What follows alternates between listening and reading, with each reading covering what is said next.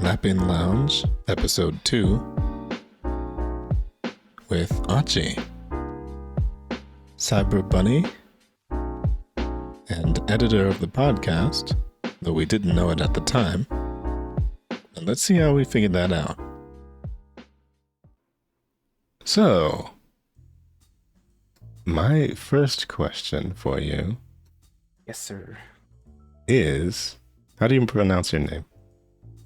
Actually, it's actually kind of funny because this came up a lot when I was playing Pikmin 4 because the companion, the dog that you get to hang out with throughout the game, his name is Ochi. Which is really funny because most people pronounce it that way. But actually... Yeah, I had noticed. Actually, it's Ochi. Almost like the O is an ah sound. Yeah, I remember you saying that at one point, and then I still kind of like hear people saying it anyway, so I assume you're just sort of like resigned to it. Yeah, I don't like to correct people. I'm like, yeah, whatever is clever for everybody. It doesn't really matter that much. If someone says Ochi, I'll know exactly what they mean. It's just really funny that it came up on the Pikmin 4 thing. I'm like, oh, cool, I can clear the record a little bit. Yeah, finally. I even mixed it up a lot, too. I'm like, come on, Ochi. No, I mean Ochi. No, wait, yes. I've confused myself a lot, too, when I would stream the game. I think it's interesting with mine, because I never really had, like, a specific pronunciation for it. So I would just sort of listen to how people said it, and when I started getting into streamers and somebody would say my name or something like that, obviously I'd hear like Voleno, but then I would hear it in my brain as Voleno, but then I also thought, wait, it doesn't matter. Yeah, I've heard both, and I'm like, oh, that sounds about right. Yeah, it's just like, it's enough to where I know people are referring to me when they say it, so precisely, it's good enough for me. And you're like, okay, that's me. Okay, good enough. Close enough. Yeah, this is pointed at me, so I should see. We're 90% there. That's good. That's excellent. That's an A. That is an A. I do see on your chest armor there that it's OC41. Is there a significance to that? It's just my... I mean, I see the... It's just my name, but all numberized and stuff. It's like a serial number. Ah, okay. Yeah. So is that where the name came from? Kinda. This actually came after it. I kind of went through a series of names. It started with the name Tochtli, which is Aztec for rabbit. It was really hard for people to say, so I omitted the T. It was also hard to get the name sometimes because people would take it. So I would omit the T a lot, and then it would just be Ochli. But then a lot of people would get that confused, and I'm like, it's 4 letters, Ochi. That's it. We're good there. Nice. Yeah, that's why I don't. I never would have guessed that one. Yeah, it just kind of happened. It kind of just kept trickling down. Organically got this way. So if you had a government name that your parents had to call you, then it would be Ochli. It would be instead. Yeah, it would be Ochli instead. I like going with that one when I'm doing things on the internet or something. I got to make a username because it's just so it's so like unique. Nobody has that, so I'm like, cool. It's easy catch-all name. Nice. And on that note, I know that not everybody started out with VTubing specifically for the usernames and things that they had. So in my case, like, I still left Voleno in there, but as a character, my name, of course, is Vehro. And so I just sort of like stuck them together. But what specifically would you say got you into VTubing? For me, I'd have to say just kind of like it coming up during the pandemic. You know, it blew up a lot in the pandemic, same as a lot of people, and seeing it come up, and just kind of the idea of people being able to go around as a character just sounded really like attractive to me. I always liked Yeah. that concept, being able to be your own character. An extension of that is like going on to VR chat or something, which is also something I'd like to do. I'd like to take my model and turn it into like an avatar could run around it in like a VR setting or something sometime. That'd also be very cool.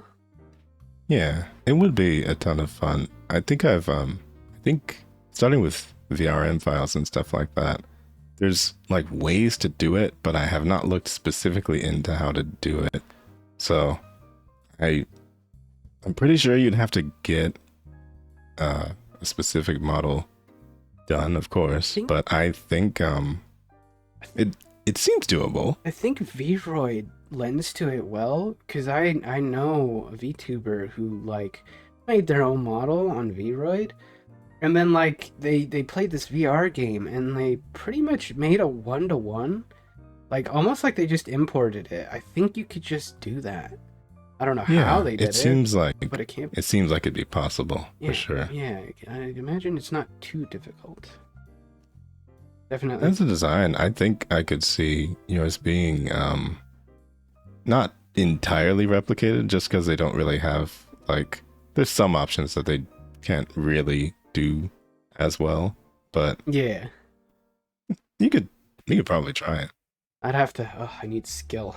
I'm already trying to like do other things, like try to get into other things artistically, but I can't stick to something, and I can't pick up another pseudo project.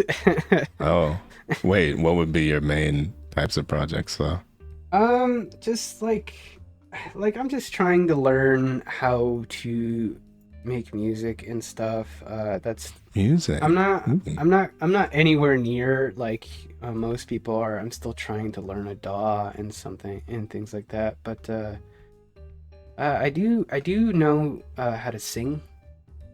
I took lessons for like a couple years, like I think 2 years, a little bit more.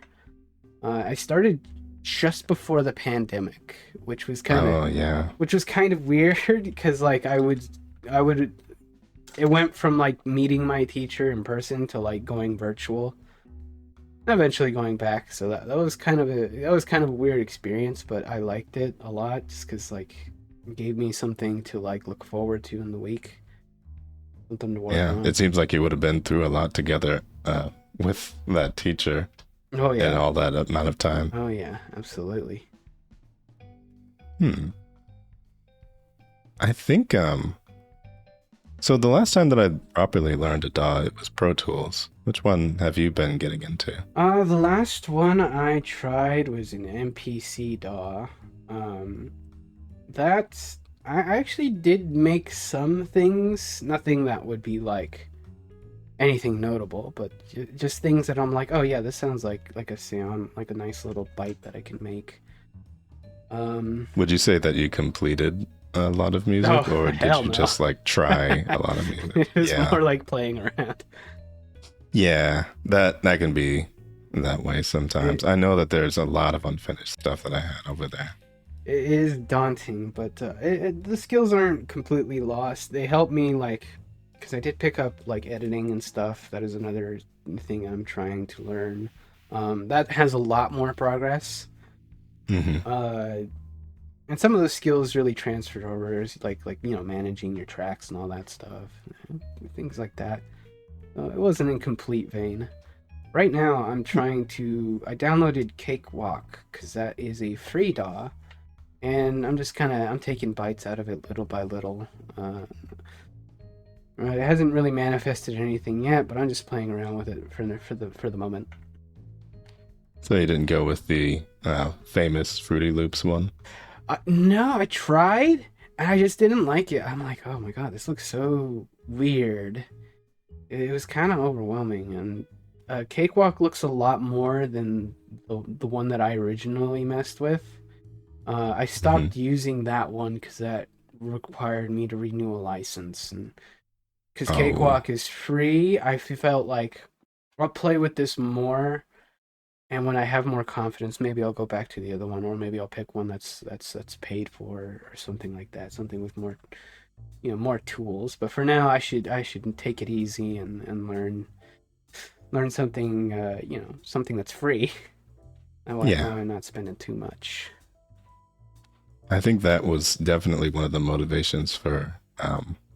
I've also been one of those kinds of people who's flitted between a few different kinds of skills, and oftentimes, when I would have to learn something in college or in a school setting, I would get like the big old professional version because I properly learned Photoshop for a while. I properly learned That's such a nice skill.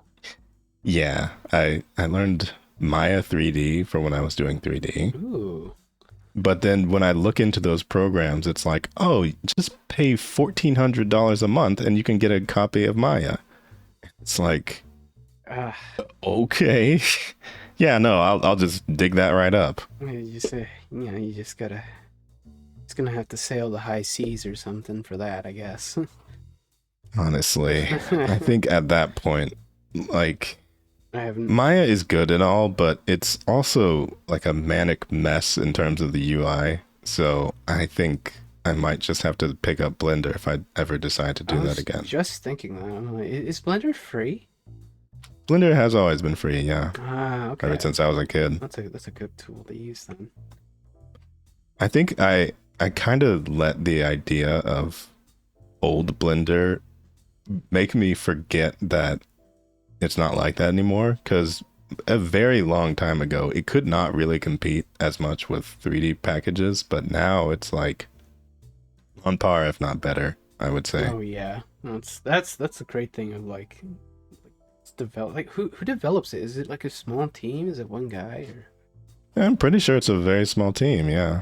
Those projects are the best because they start out kind of anemic at first, but eventually they grow into something quite nice. Especially if you can get a community behind it, and then eventually your community's helping you out, and things start to accelerate faster in a direction that you want. Yeah, it's scaled up significantly since the last time I opened it up and looked at a cube and then closed it as a middle schooler, because that's basically all I did. Like there was no actual work being done at the time, but I just knew that it was there. Excuse me, sorry, I muted myself. I had to cough. Actually, 1 second. I think I need to change something. Absolutely, yeah, go ahead. Because, and this is editorial madness here, but I gotta magic of editing. Probably restart this or not restart the whole thing, of course, but restart this particular program because no problem. I think my expressions aren't working, and sometimes they just randomly don't work. So we'll do that. It'd be like that. Yeah. Cut this chunk out at the middle, who cares? But if anybody here will be watching / listening, they'll probably do what we do and just end up listening to it. True. But I just think for it being a VTuber podcast, obviously, there's gonna be people who wanna like see us move around and stuff. Yeah. And it always bugs me whenever there, everything's working. But yeah, it always bugs me whenever stuff like this is not working, because I don't get super perfectionistic about that, but you just want, when I know it could look better and it doesn't, it makes me sad. You just want things to work. You're like, it's just work, okay? Yeah. I need you to work. What's the point of this thing if it doesn't work? I've still had no explanation as to where or why sometimes it'll just stop working with that. Technology is a finicky thing. Got a mind of its own. And also, I think it's late, so it's probably gonna make me randomly frown, but who cares? But anyway, I had another question. Yeah, sure. Who inspired you to get into VTubing? I don't know if I have like a direct inspiration. Hmm. Like it said, it's more of the idea of how VTubing works rather than like anyone specific. I do have a couple of VTubers that I like watching. Yeah. Of the big ones at least. I do like I like I like Iron Mouse and Zentraya a lot. They're always a fun Hmm. watch. Like Yeah. the V's Shoujo girls are a fun watch. Yeah. They're definitely by far the ones who got me into VTubing because I think, you know, everybody had their brush with seeing like Keys in the Eye videos early on and stuff like that, and people like Pikami, etc. Off and on. I Yeah. think the first time that I watched a stream, it actually was a random Dark Souls 3 stream that Pikami was doing. And I had no idea what VTubing was. I just sort of like saw the character in the corner and it's like, oh cool, there's somebody speaking Japanese and English and doing a stream. Yeah, it's like, oh. And then several months later, it was a Nano stream that I caught, and Yeah, she was yeah, playing. like me understand.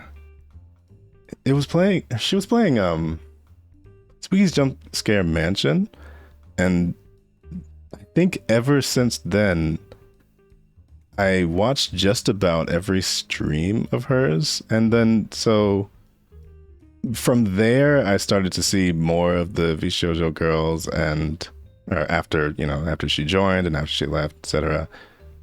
But overall, somewhere in there, Niji Sanji came around, the Tempest Boys came around, and there are a lot of the ones that I still watch to this day. Mm. Yeah, for me it's mostly V Shoujo that I watch. Although Hmm. these days I'm watching mostly a lot of smaller VTubers. Yeah, Ever since I started like streaming more and trying to kind of like talk to more people and stuff, I end up supporting the smaller guys. for sure. I That think a lot of the people that I watch, like in the smaller scene, have come from the Bunopolis, the Discord, of course. yeah, yeah. I'll drop by and lurk in a couple streams every now and again. Hmm. Uh, Various singing streams recently have been really nice. oh yeah, he's got a wonderful voice. Yeah, I did not expect. I mean, I never expect anybody's singing voice because I don't really think about mine all that much. Because I used to be in a choir, Oh really? but it was before my voice sounded like this. So it was a very long time ago. And I think once puberty destroyed my voice with a hammer, I did not know how to drop octaves to keep up. So I just stopped singing. Listen, you'd make a fantastic baritone. I could, for sure. I think you can. Absolutely. With the time and desire, absolutely. All right. That is one of those things where I definitely feel like it's a skill that's learned and practiced. If you have But some skill or some learning already, you have a pretty good head start. mhm. I mean, you just like you go like see a coach for like honestly not too long. They just kind of help you kind of like try to hone yourself a little bit, and I think honestly, I think you could do it. Yeah, there's a lot of singers in my family as well. Both my mom and dad, and Oh as wow. well as like step parents. Yeah. Yeah, honestly, you could just be like, "Hey, parents, give me a couple pointers." Yeah, if I could really sit down and have that happen, it would probably work out pretty well. I just I have a karaoke playlist. I have not attempted to properly, go through it and actually learn the songs on it, but every once in a while to encourage myself to try and do it one of these days. I do add things to it that I think that I could sing or that I think would be a challenge to sing. You should look up some like like orchestral stuff or like or some Dark Souls ass music. For Yeah, real. that would be fun actually. There are like I'm listening to your voice, and there I know a couple of tracks in the games where I'm like, you could, You mean like operatic stuff? yeah, you could definitely do that. There's one track in Ash Lake. It's like it's in Dark Souls, the first one. It's like if you go to the swamp, there's like a hidden area, and you go all the way down. Like you follow this large tree all the way down, and then there's this area where it's called Ash Lake, and the minute you enter it, it plays this like booming like choir music, and it sounds really amazing. I think you could actually pull that off. You know, I have not actually played the game, but I think I remember what you're talking about because I've watched a lot of people play, So and it was one of those. yeah, I think I remember that play. It's one of those moments in Dark Souls where you're like, this is in the game. Like they just put this here because like it's not just in a hidden area. It's in a hidden wall behind another hidden wall. You have to go through two hidden walls to find this thing in the first place.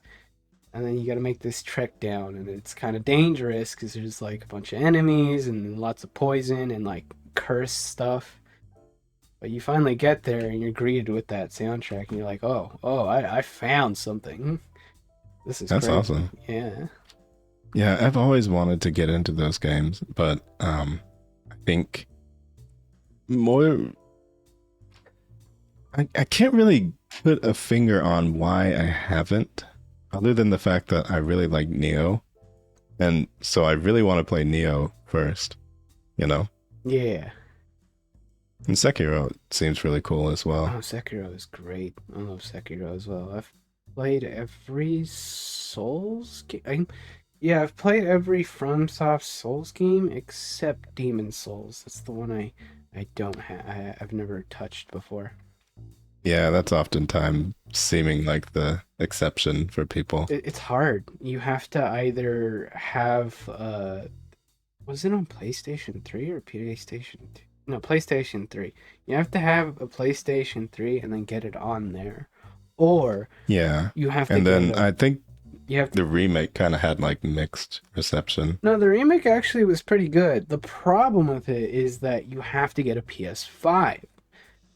Oh, true. So like, Yeah, so it's like not many people could even really play it at the time that it came out. yeah, FromSoft has actually kind of an issue when it like before Dark Souls, every FromSoft games are pretty hard to come by.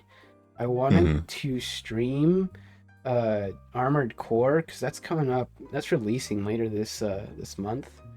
Which is like, Oh, really? yeah, That soon? yeah, it's on the 25th.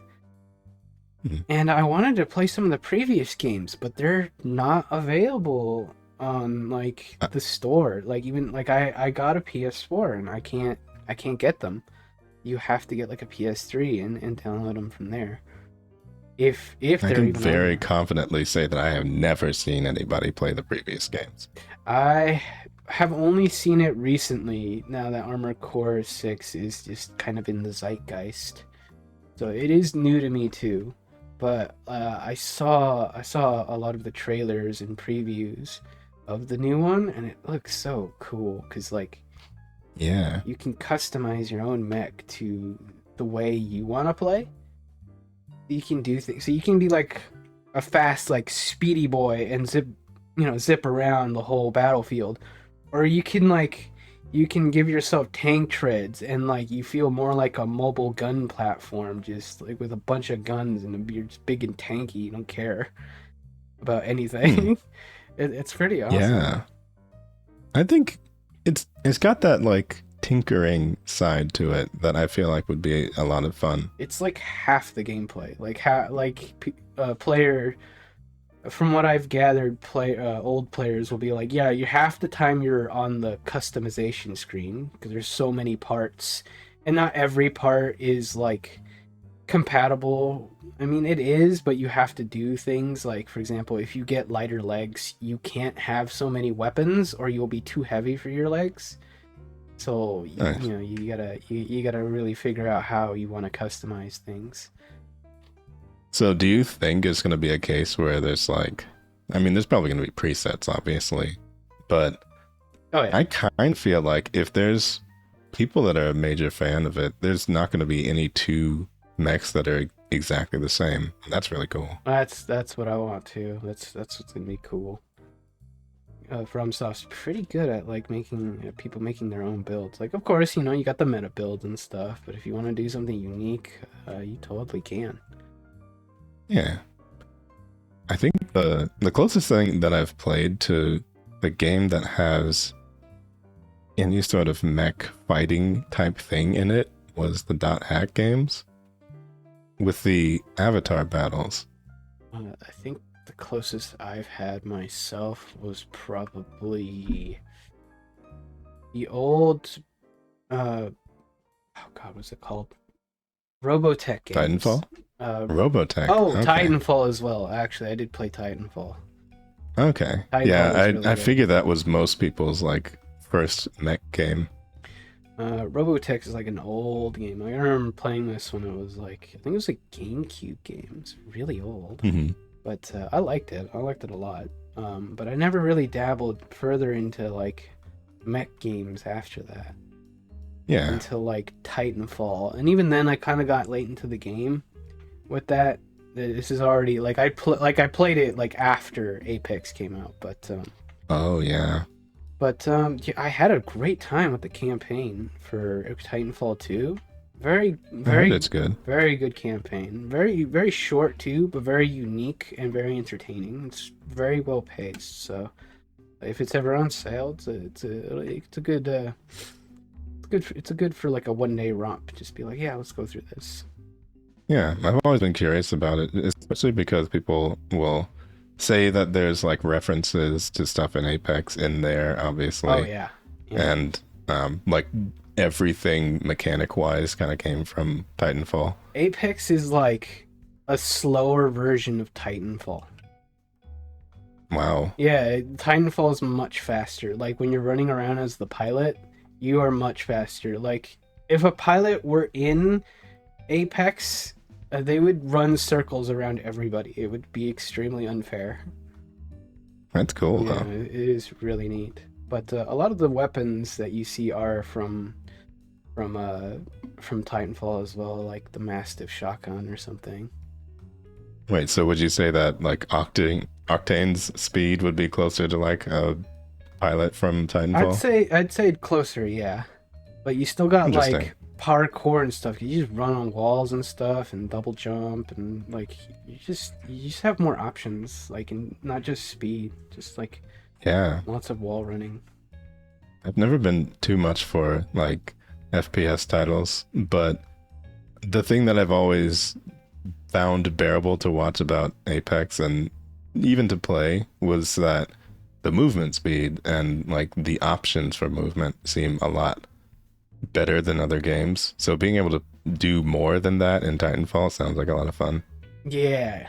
It does make Apex pretty watchable, I will admit, because you're like, oh, okay, cool, I know what you're doing, I can see what you're doing, and it's not just like this insanity where I'm like, oh my god, what's happening? Oh, you couldn't be talking about Overwatch, could you? Oh yeah, actually that did come into mind. The visual vomit game, Overwatch. That's so much. It's like if you're like, hey, you know how MOBAs are confusing to look at? What if you had that but in first person? Yeah, I've actually, my brain has started to soften a little bit on MOBAs in general, just because of Smite, and I guess that goes back to the Vishojo thing, because I only ever started playing that game when those skins came out. So I had no real desire to play it. I mean, I saw that the Avatar skins were there, and there's more recently even, but that was like my only exception.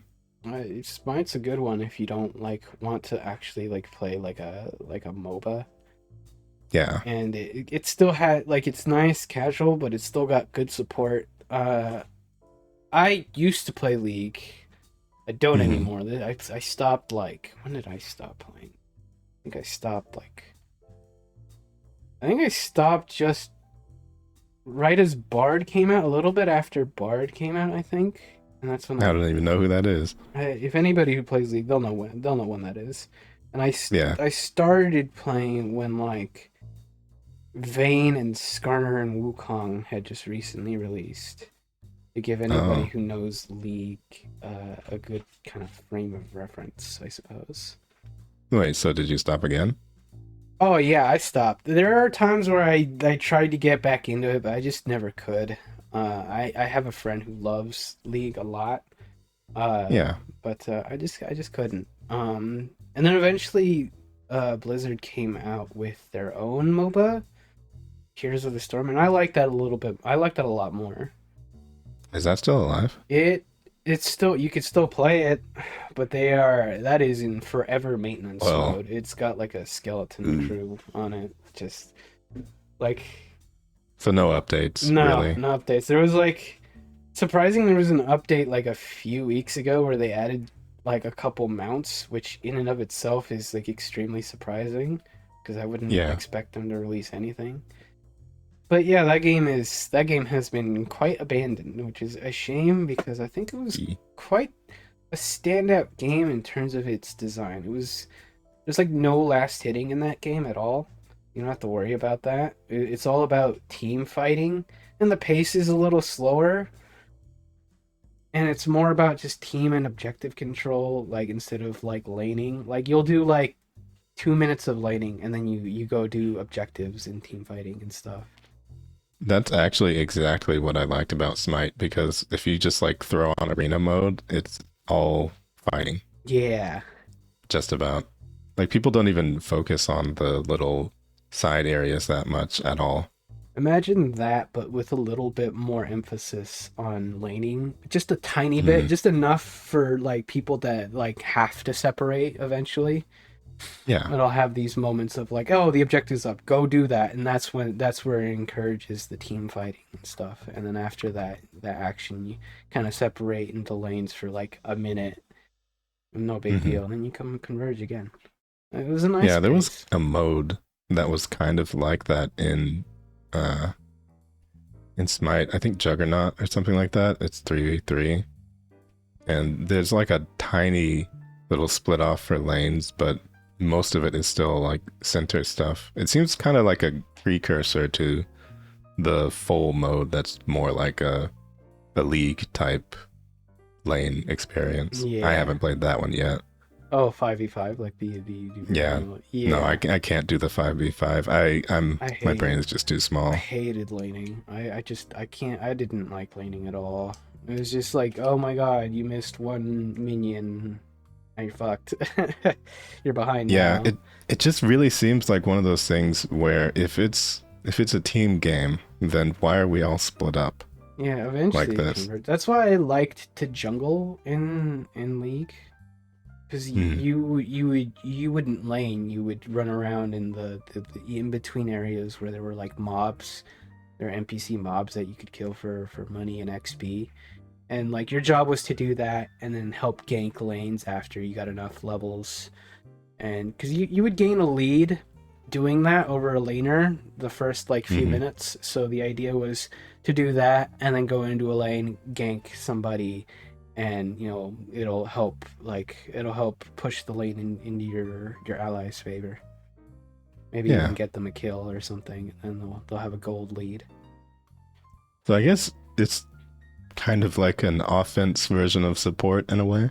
Yeah, yeah, and there were many heroes that would vary. Obviously you would have like your like assassins, of course, but then Hmm. you would also like you could also just use like a full on like tank and just come into a lane and be like, I'm just gonna CC this guy, murder him, and that's what you Yeah, would of do. course.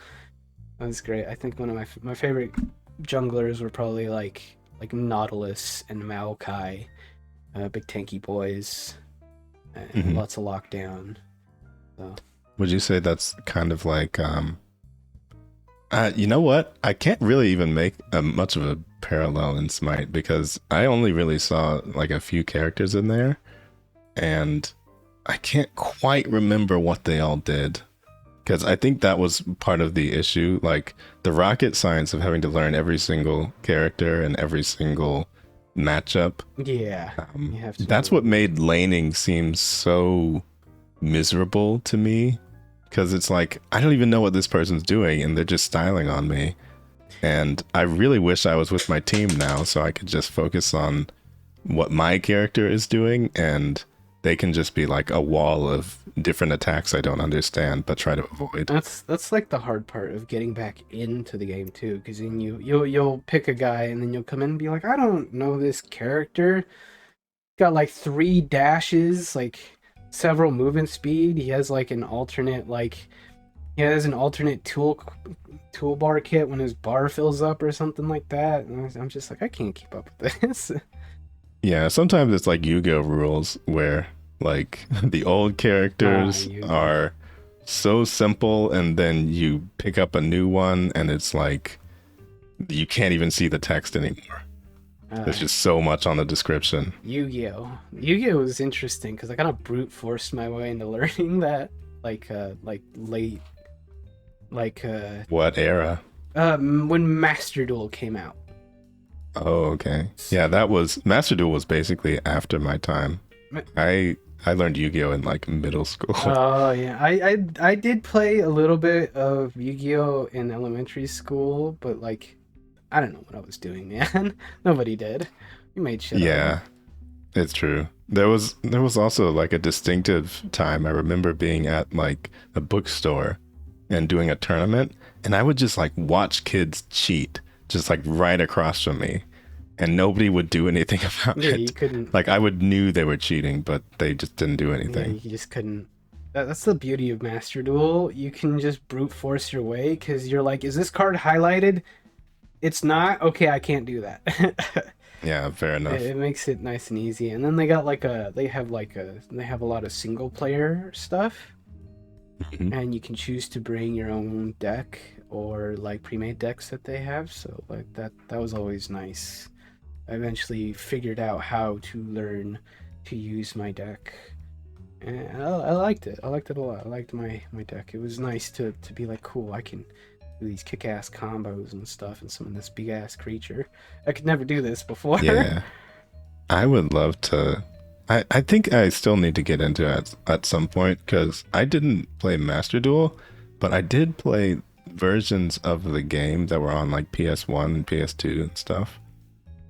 So there were like old console games that had Yu-Gi-Oh in them. But now I don't really know the rules anymore. Master Duel is a fantastic way to relearn it. That's how I did it. I was just like, oh, okay. Mm-hmm. And then I looked up like a deck archetype that I liked, and I was like, cool, I'll build that deck. For me, it was Virtual World. I picked it. If you were to look at like that deck and the characters and the designs of those characters, you'd be like, it would make sense. You'd be like, oh, okay, I know why Ochi picked these. Yeah. Honestly, I'd love that. I could straight up be a Virtual World card if I wanted to be. Easily. Oh, speaking of that, like, so obviously the rest of your design and everything is like cybernetic and such, but what would you say made you choose like the bunny aspects of it? For the bunny, I just kind of like, I just like their temperament.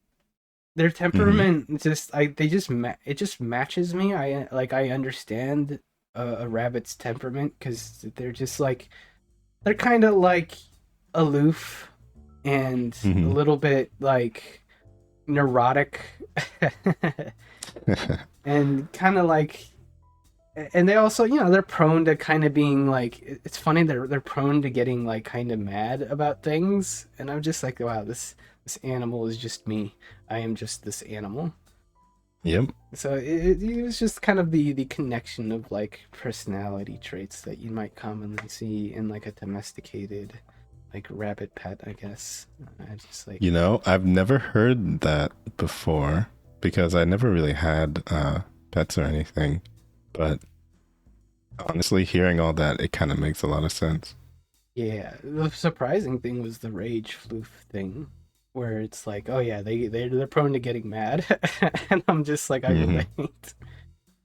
Yeah, I wouldn't say that I get too angry, but it just depends, Oh, I'm a hothead. I'm a little better about it these days, but man, I can be a bit of a hothead sometimes. Well, you did say you used to play League. Yes, that's why I had to stop playing. Yeah. It's one of those things where it's like if you are the kind of person who takes things seriously enough and are competitive enough, then some games are just not good for you to play mentally. Yeah, and it's like hard. Like I'm really hard on myself too. Hmm. And it's a big problem sometimes. So especially in like a team setting, because I feel extra bad that I'm Yeah. letting others down. It's just that extra bit that makes me mad at myself because I feel like I need to be mad for my teammate at myself for my teammates. So it just kind of compounds Yeah. it a little bit. So you kind of get ahead of it in your brain rather than just like wanting to hear it from other people specifically. Yeah, But it's like I know they're going to think this even if they don't actually say it. precisely. Yeah, and so you don't want them to have to be thinking that. So you'd rather just do a good job. Exactly. That is precisely it. So I like to do tanks too, and not the assassin roles, the damage dealer roles. They're a little bit more easy to do, a little bit more reliable and consistent. And Yeah. you feed the guy who wants to do a boatload of damage kills. Like, okay, cool, we're both happy. Wait, does that also apply to MMOs or did you play MMOs? I do play MMOs, and yeah, actually, I played a lot of tank. That's how I started when I would like do dungeons and raids with my friends. I would do a lot of tanking and stuff, and I've done some healing before as well. But my least favorite role is damage dealer because That's a rare person. I just like I don't like having to chase the damage bar number because sometimes there's other things in it. Like, Yeah. wait, hold on a second. I'll be right back.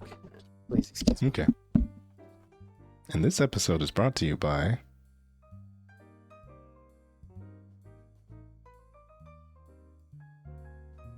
Okay, sorry about that. I had to handle something, a little chore that came up, but it's no big deal. Okay. It's all right. I took a time to shout out our sponsor for today. Ooh, we have a sponsor. What's our sponsor?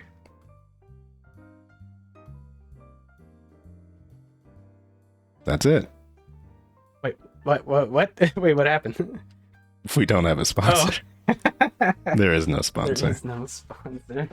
And there may never be a sponsor, but that's okay. That's okay. We are independent. We don't have to be like every single podcast.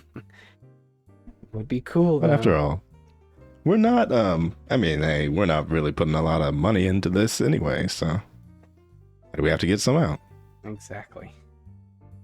I think it'll probably be good enough to just like air this on YouTube and air this on Twitch and put it on, I don't know, Stitcher or wherever you put podcasts. Put it there. We can put on Audible. I don't know. I don't even. I have no idea. I use Spotify for all my podcasts. I use that. I know some people use Google Podcasts. I guess. You could probably see about getting Spotify for this. I think Spotify is a good one to get on. I think it's pretty easy to do it now too. I think they have like a whole like streamlined system where you're like, hey, just do this and you'll get it in there. Yeah. I don't really know about Apple Music though. I think you guys would have to handle that one. I've never even held an Apple product practically. I have never used Apple Music before ever. Just because I use Spotify, I just never have a need. I'm likely to use YouTube Premium before I use Apple Music. I don't even think my siblings use that, and they have like Apple products and stuff. Yeah, I think my sister has an iPad or something like that, but I don't think she uses like a bunch of apps and stuff on there. So who knows? Yeah, eventually you just are like, I just need my phone to function. It just needs to work. Like, I mean, they can sit there and shine and round off all the edges and take out all the phone jacks and stuff, but like just want a phone that works, Yeah. so Yeah, they can do all their fancy stuff. the iPhone's been pretty much the same since like the 5 or 6 model. Yeah. I don't know. I don't understand how people buy into it so It just got incredibly easy, but it's just that's branding. It's just grandfathered in, and their UI is pretty easy to use. It's extremely simple, and everybody starts to like. Everybody's just They like, get used to they it. get super used to it. It can be convenient. There is like a lot of connectivity between Apple products that I found. Yeah. And I'm like, wow, you could just transfer that fast. I'm like, oh wow, that's pretty impressive actually. Yeah, there's little things like that that I've heard of that seem pretty nice, but I think I will only be getting one for VTubing purposes at some point in the future, because unfortunately, these glasses are real, and I think the infrared camera has an easier time picking up like eye movements and stuff with glasses. I feel that. I wear glasses under the hood too, but like it can be weird trying to get the lighting right so it doesn't flash at the camera, and like now it can't track your eye movements. Yeah.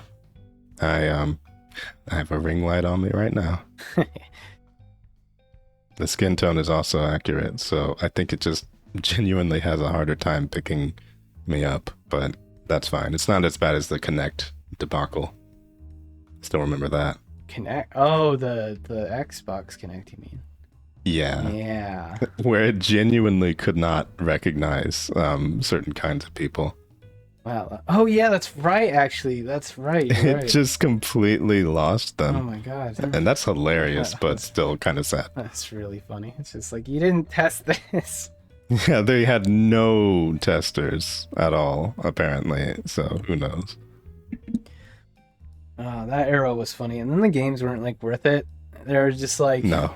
They were just like Just Dance. that was the only one, and like the Wii still had that anyway. So it's like, what are you really offering here? You connect zoo animals, like Yeah. these are all even the weird PS Move was better. Yeah, there was at least some interesting stuff on there. Like they tried to make some good gamey stuff, but like everything on the Kinect felt like it was like a Proof of concept almost. either proof of concept or like just like a child's video game. Yeah. Or just like nothing that you could ever really see playing more than once. Exactly. You're just like, oh, okay.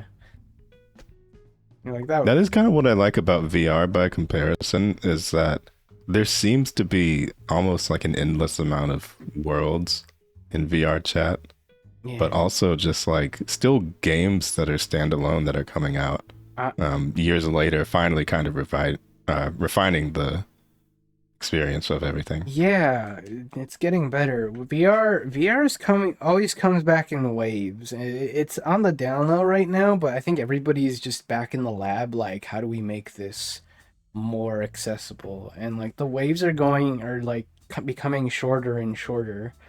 It's gonna get to the point where like everybody's gonna have a VR device. We're like around the corner to that. Yeah, and I don't think that Apple's like little scuba helmet thing is going to be the thing, but it's kind of in the right direction of like, okay, so finally they have one that you can see through. Finally they have one that can fit, but at the same time, Google Glass tried that, and I don't think anybody liked that very much. It was too early for that one. It was too early. Yeah. I think the camera really turned everybody off too. You're just walking around with a camera on your face. Yeah, the implications of that, I think it got like immediately ahead of itself of like, we really, really don't want that to be the norm. I do want AR to be a thing. I do want to be able to put on something and then like I can see like information. Yeah, that'd be cool. I would have like a digital HUD or something. I would love that. You have no idea. I almost kind of want it to go a little further. Maybe like if they can find a way for these devices to kind of be like an accessory that like is kind of fashionable, I think they could do it. Like maybe you wear something around your neck that projects something. Either your neck or like even like a full on like nobody would ever go for it, but like a full on helmet or something. Yeah. Something that could, but it has to be breathable. It has to be breathable. Yeah, I think it would have to either be something around the neck, something around the head. I don't know about hats though. I don't know either. I don't know. I don't like hats. It's either like a full like helmet or bust. Yeah. It's like and that at the same time it would be hats in the summer and that would just get hot and it would be a little strange That's what I'm saying. to have to put something full on the head. It's got to be like something very fashionable. I honestly like. You ever played Dead Space? No, but I've seen it. Yeah. Everybody From the back at least. and like yeah, that's enough. You can see like behind like the suit has all like your UI elements and all your Yeah, stuff. that was a really cool thing that they did. I want that to be like that, where you can just wear this thing and it has like, and it looks nice, but like it gives information to you and people around you and all that, and it's something that you can wear and it's easy. You know what I really want for AR technology? I want mobile subtitles on people. Yes, I want that too, because I'm especially like, because I work in like my normal job, I work in like a loud environment, so having subtitles for people would be such a boon. Because it would be incredible. I'm a much better reader than I am like a listener. I just have a hard time listening sometimes, Mm-hmm. and it just helps me. Like I'll watch like I'll watch like TV shows with subtitles, whether they're like dubbed in another English or not. Yeah, exactly. Like even if it's Yeah. English, I'll still have subtitles because I could just read it and Yeah, process. it just makes things a lot smoother. The only problem I have with subtitles on shows is sometimes I read faster than the line is delivered. True. But that's like the only And caveat. Sometimes it kind of like takes you out of the scene too, because they're about to say something kind of unexpected, but then you just like see it on the screen already. You see it, you're like, oh man, you don't get the proper And so you pace. see it like a split second ahead. You don't get the proper pace of the dialogue. It's a small sacrifice in vain. It's a small sacrifice for understanding the whole thing. Although, I mean, there's some times where it's like everybody is speaking in English, but you have really no idea what they're saying anyway because the accents are so thick. Like, what kind of TV shows and things have you watched in the past, like, few years or so? TV shows? Actually, recently, I've been watching a bit of anime. Recently I've been on a kick since I watched Cyberpunk a few weeks ago, and I've been just trying to find other like or re-finding a lot of other just like sci-fi anime. Like I enjoyed Cyberpunk a lot. It was really fun. And then I went to go find Ghost in the Shell because I've been meaning to find that again. I watched it a long time ago and I didn't really remember much since then. It's free on YouTube. So. Oh really? Yeah. I didn't know that. Yeah, I didn't either. I'm like, is it? I couldn't find it for the longest time, and like, I think like 2 weeks ago, I'm like, let me see if I can't find it again. And yeah, it's on, lo and behold, it's on YouTube for free. And I'm like, oh, wow, sweet, cool, all right, yeah, awesome. So I've been enjoying that too. Yeah, the last time I watched something from that era that was sci-fi was Appleseed. And it was in 3D. Interesting. Never heard of that. Yeah, I think it was just a movie. I might watch that too because I'm like hungry for more sci-fi. Well, if I had to give a recommendation for something that I could think of, it's a bit of a shorter show, but there was one called Ride Back. Ride Back. And it was a mech anime, but it wasn't as like grandiose as some of the other ones. I'm okay with it. Was almost a bit stuff. Yeah, it was like that. It was still, it's anime, so it's dramatic, but I liked the story in it. I liked the presentation of the mechs and everything. And the main character seemed almost kind of like a hobbyist builder type with the mechs, and I found that to be kind of charming. So that does sound cool. Yeah. yeah, right back. I'm gonna throw that on the list because I am looking. I love sci-fi and anime. It always seems to go right. It's very rare that I see like sci-fi anime done wrong. And if it's done wrong, it's done like super wrong to the point where I can be like, okay, I can just write off this show and not even like nobody will remember it. No, it doesn't matter. But yeah, most of it's. I think the last time I watched one also, well, no, not the last time, but one that I can think of specifically another mech anime would be Star Driver. Now, I'm not too sure how technical that one is. It's very like tokusatsu-y, very flamboyant by comparison to some of the other shows, but I think that one was a really, really fun one. What was it called? Star Driver. Star Driver. Okay. Just adding this to the list. One more that I can think of. Forgot the name. So there's not really much I can do with that. Is it? But let me see. Yeah. Another. There's one that. Oh, go ahead. There's one that I watched a year or two back called. What was it called? It's called. It had a weird name. Like, I guess what anime doesn't. Well, yeah. It's all in Japanese. It is called Vivi Fluorite's Isa. Oh, I've heard vaguely about that one. That's a good one. I like that one a lot. I like a lot of things with androids and stuff. Those are some of my favorite.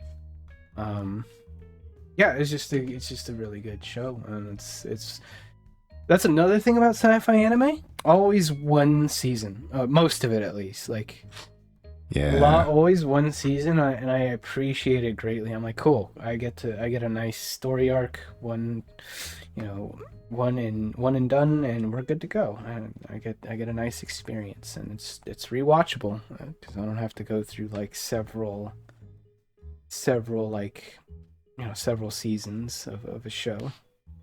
that actually is kind of an advantage for, especially when you're a bit more pressed for time, because I think that's one thing that I've found as a reason why I haven't really watched all that much anime anymore.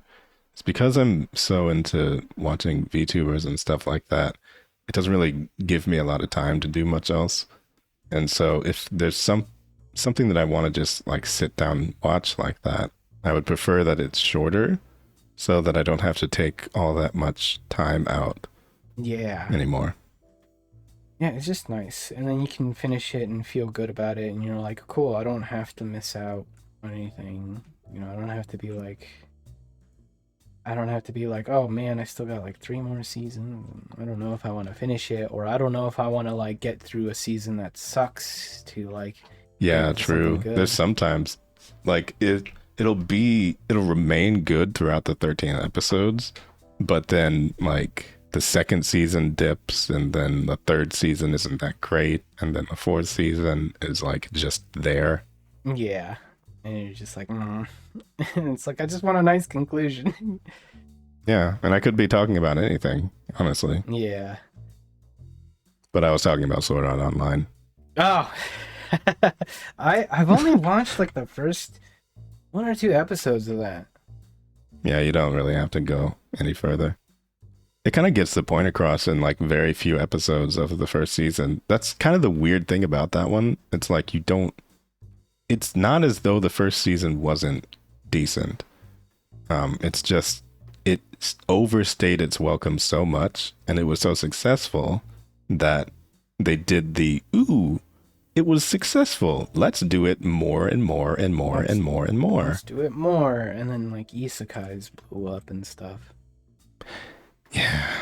There's a few exceptions. I don't really like the isekai genre, but what I found to be easy about it is like the same thing that you were talking about, most of them are going to be just 13 episodes that nobody's going to remember.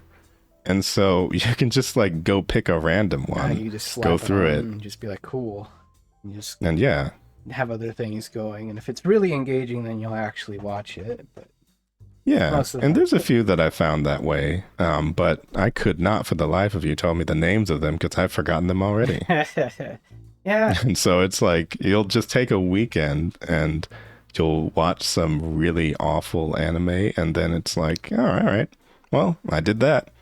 Time to just go back to normal. I'm really surprised that I don't like this genre more, because I'm in the same boat. I don't really like isekai that much. I think it's just because it's like the formula is always the same.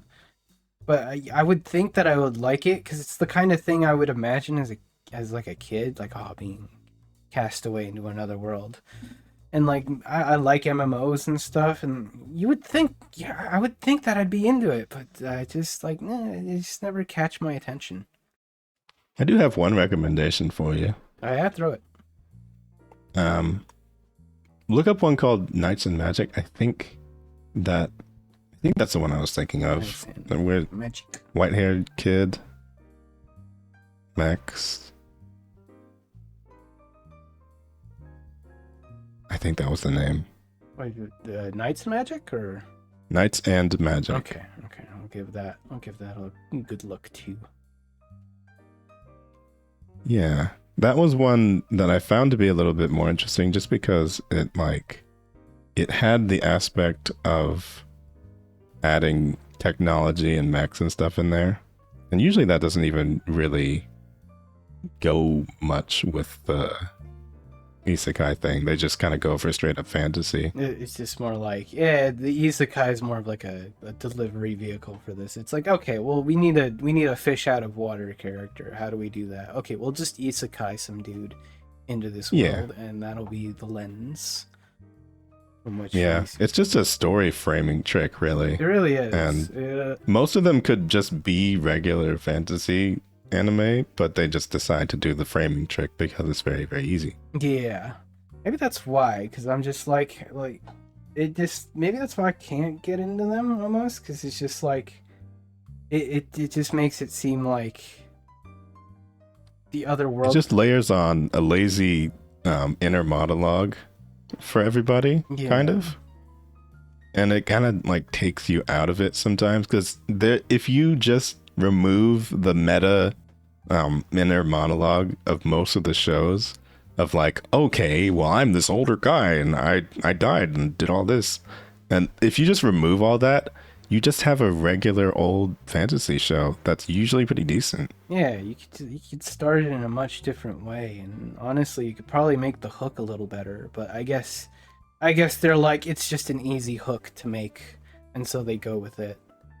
Yeah, I guarantee some of the shows, if you start them on episode 2, and you wouldn't even know that they're like an actual isekai anime. Honestly, could probably cut out the first bit of like the first episode. Yeah. And just do a little bit. Some of them just don't even address it at all very much, and then they're just like, oh, this person died. Okay, well, we're never going to talk about that again. But then some of them are involved enough to where like you actually have somebody going through and like trying to get back to their planet somehow. And those are kind of interesting, but then like sometimes the surrounding bit of it almost invalidates it. It's so weird. Yeah, it's almost like, well, you know where it's gonna go. You know the guy's goal, and it's a very simple goal, but yeah. Just like, oh, he's going home. That's his goal. Yeah. Very Samurai Jack. Which I like Samurai Jack a lot. I still need to get into that. That's technically an isekai. Oh yeah, I guess so. Because he gets cast into the future where it's all like sci-fi and all messed up and stuff, and he's trying to get back home. But what messed me up was learning that technically Digimon is isekai. Yeah. Every single season, just about it. Well, I mean, except some of the ones that they do stay at home for a little bit, like third season. I feel like they at least try to kind of blend things together. Like the world kind of uses the technology. I don't know. I don't remember too much about Digimon. Yeah. admittedly. I watched a little bit of it when I was younger. Yeah, it technically was my first anime, but it was in that zone where I didn't really understand what anime was. I just thought I was watching a better cartoon. Yeah, same here. I'm like, oh, this is nicely animated. Yeah, it's like, oh, this is a magical girl anime. Yeah. Or not anime, but it's like, oh, this is a magical girl cartoon. That's interesting. Okay, oh, look, this is like, I wouldn't even think like animated. I would just think, oh, it moves really fluidly and it looks nice. Yeah, because like most of the stuff that I watched back then was like old Disney movies and old, just stuff that was on TV for the most part. Yeah, me too. Yu-Gi-Oh too. Yeah, Yu-Gi-Oh. I loved the Yu-Gi-Oh anime. Yeah, that's why I bought the cards. I still remember the Pokemon anime early on was like, I thought it was decent, but then I kind of realized that they were repeating the same episode over and over again, with like the difference being the Pokemon that was focused on in the episode. Yeah, featured. It'd be like the same kind of formula. I remember I had like a tape of like a couple of Pokemon episodes, and I would just rewatch those because I actually didn't know where to catch it. Yeah, I never really got it on TV or anything like that. I don't think we had the proper channels for all that. We never really had cable either. I think Fox Kids was what it had to. Yeah, all the 4Kids stuff was on there, I think. Yeah, the 4Kids dubs and stuff. Yeah. Those were the ones that I watched for Yu-Gi-Oh, especially. That was like such an interesting block of shows, because then you get like and then Jetix. Yeah, you'd get like anime, but then you get things like superhero show, like old superhero shows and stuff, like the old Spider-Man and X-Men shows. I still would never have pinned Ultimate Muscle as an anime, because it was just like so cartoony and weird. Ultimate Muscle, that sounds so familiar. I never watched it intentionally, but I always saw commercials and stuff for it. Oh, I think I do remember that. Yeah, I remember thinking, this guy's got a weird like fish head. Yeah, but then no, that was a manga, I think. An anime. It wasn't until like I knew what anime was until like Cartoon Network started doing it. Mm-hmm. Yeah, and you know how it goes. It's like, oh yeah, we're playing Dragon Ball Z, and everybody. Yeah. That's when that shit blew up. It was everybody knew Yu-Gi-Oh and Dragon Ball Z, and then eventually Naruto came around. And then for me, it was, I think I realized probably like through a few seasons, like maybe later seasons of Sailor Moon, that Sailor Moon was an anime. Yeah, I remember seeing a little bit of Sailor Moon as well. Yeah. And then I think maybe around 2007 or so, I started watching like Lucky Star, and I think it just sort of went Lucky from Star. there. I remember Lucky Star, actually. I didn't watch that. Yeah, it's so weird thinking it was like new at some point now that it's so old. Yeah, I remember watching it. Like, I didn't watch Lucky Star until way later, until I'm like, you know what, I'll just watch some classics. So I started with like, because I didn't know anything beyond like shonen.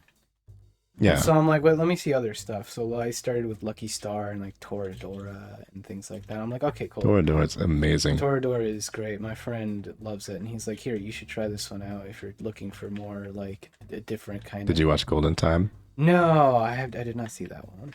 Don't. Don't. Noted.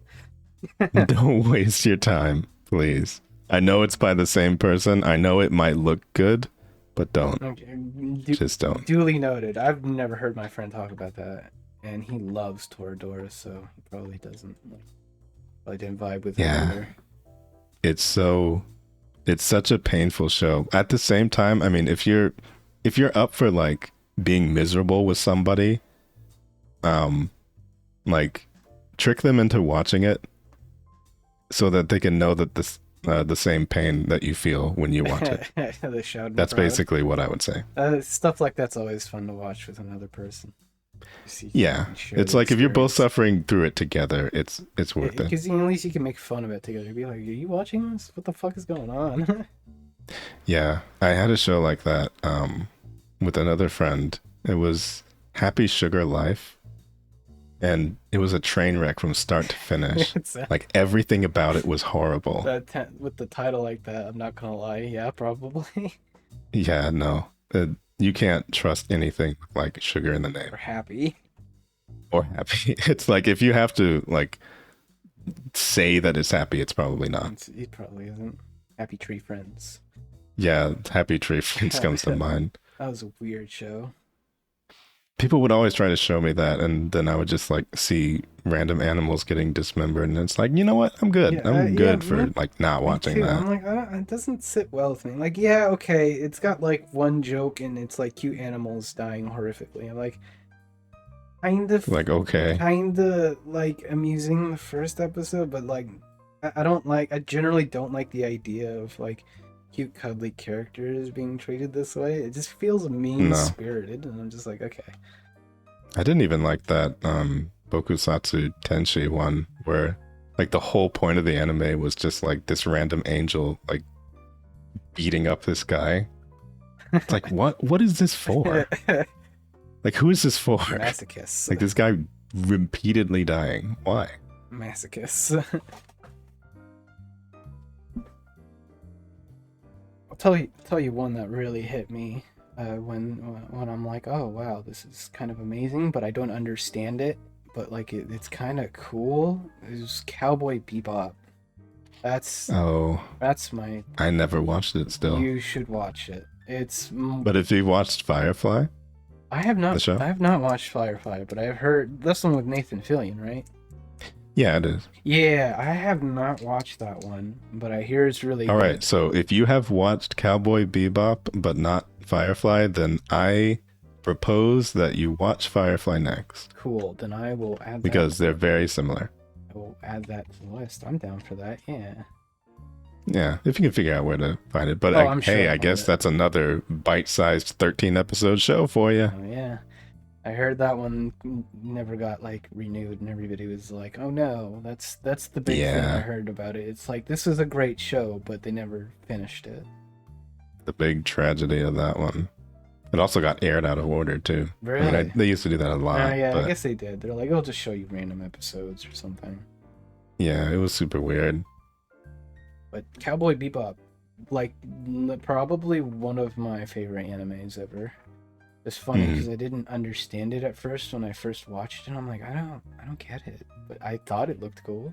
Then later on, I would watch it again. And I'm like, oh, I get this now. This is cool. Probably because I actually was able to watch the episodes in order, and so now I finally understood what was going on. But did you watch Samurai Champloo? I watched some episodes. That one's on like my list of like things I should watch. That was on there. Right I think that's probably the most comparable thing that I can think of in my mind of like a show that I thought was so cool that I didn't quite understand at the time, but once I got it, it definitely grew on me. It's that one, and then like Trigun. I've heard of Trigun as well. I heard it came back. Yeah, that's what I heard. That's why it kind of came into my like head. I thought like. I thought Trigun was gonna be kind of like just like another shonen, because I found after a time that I actually didn't like shonen that much. Yeah, that's another formulaic one that people kind of don't really realize is as formulaic as it is. I got my fill with Dragon Ball and stuff, and I watched like OG Dragon Ball when they were doing filler and stuff, and Dragon Ball Kai or whatever. Would you like to be slightly angry? Sure. You hit me. The only Dragon Ball season that I've seen all the way through is GT. Really? Yep. That's funny. Interesting. So that is my idea of what Dragon Ball is. There is a formula. I did watch some of the newer stuff. Super. Mm-hmm. I enjoyed it. I had a good time with it. Yeah, I haven't really seen anything else of it. My experience of the story is through the games. So Oh, I used to play like yeah. Budokai, Yes. Tenkaichi, and stuff like that. Budokai was amazing. It was super, super fun. That's how I would. That's how I would solidify like the Frieza and like the Cell Saga and stuff in my brain. Is I play those games a lot, Yeah. and you just know. You just know. You know, I feel like it's a better way to experience it sometimes because it's like you get the arc, you get to participate in the arc, but you don't have as much of the delay and the waiting. You don't have to deal with the filler too. Yeah. It's much better to get into Dragon Ball Z now because they have Dragon Ball Z Kai, which is just True. the same, but like they cut out the filler. Yeah, I heard that it's a lot more like truncated and gets right to the point, etc. Yeah, they cut out a lot of just powering up scenes. Just like, yeah, let's get into the fight. Yeah, and Tenkaichi 4 is a thing. I kind of forgot about that. They're actually bringing it back. Oh wow, hell yeah. Yeah, and then Dragon Ball Fighters was like a huge deal for a while. God, that game is so like good. I can't do it.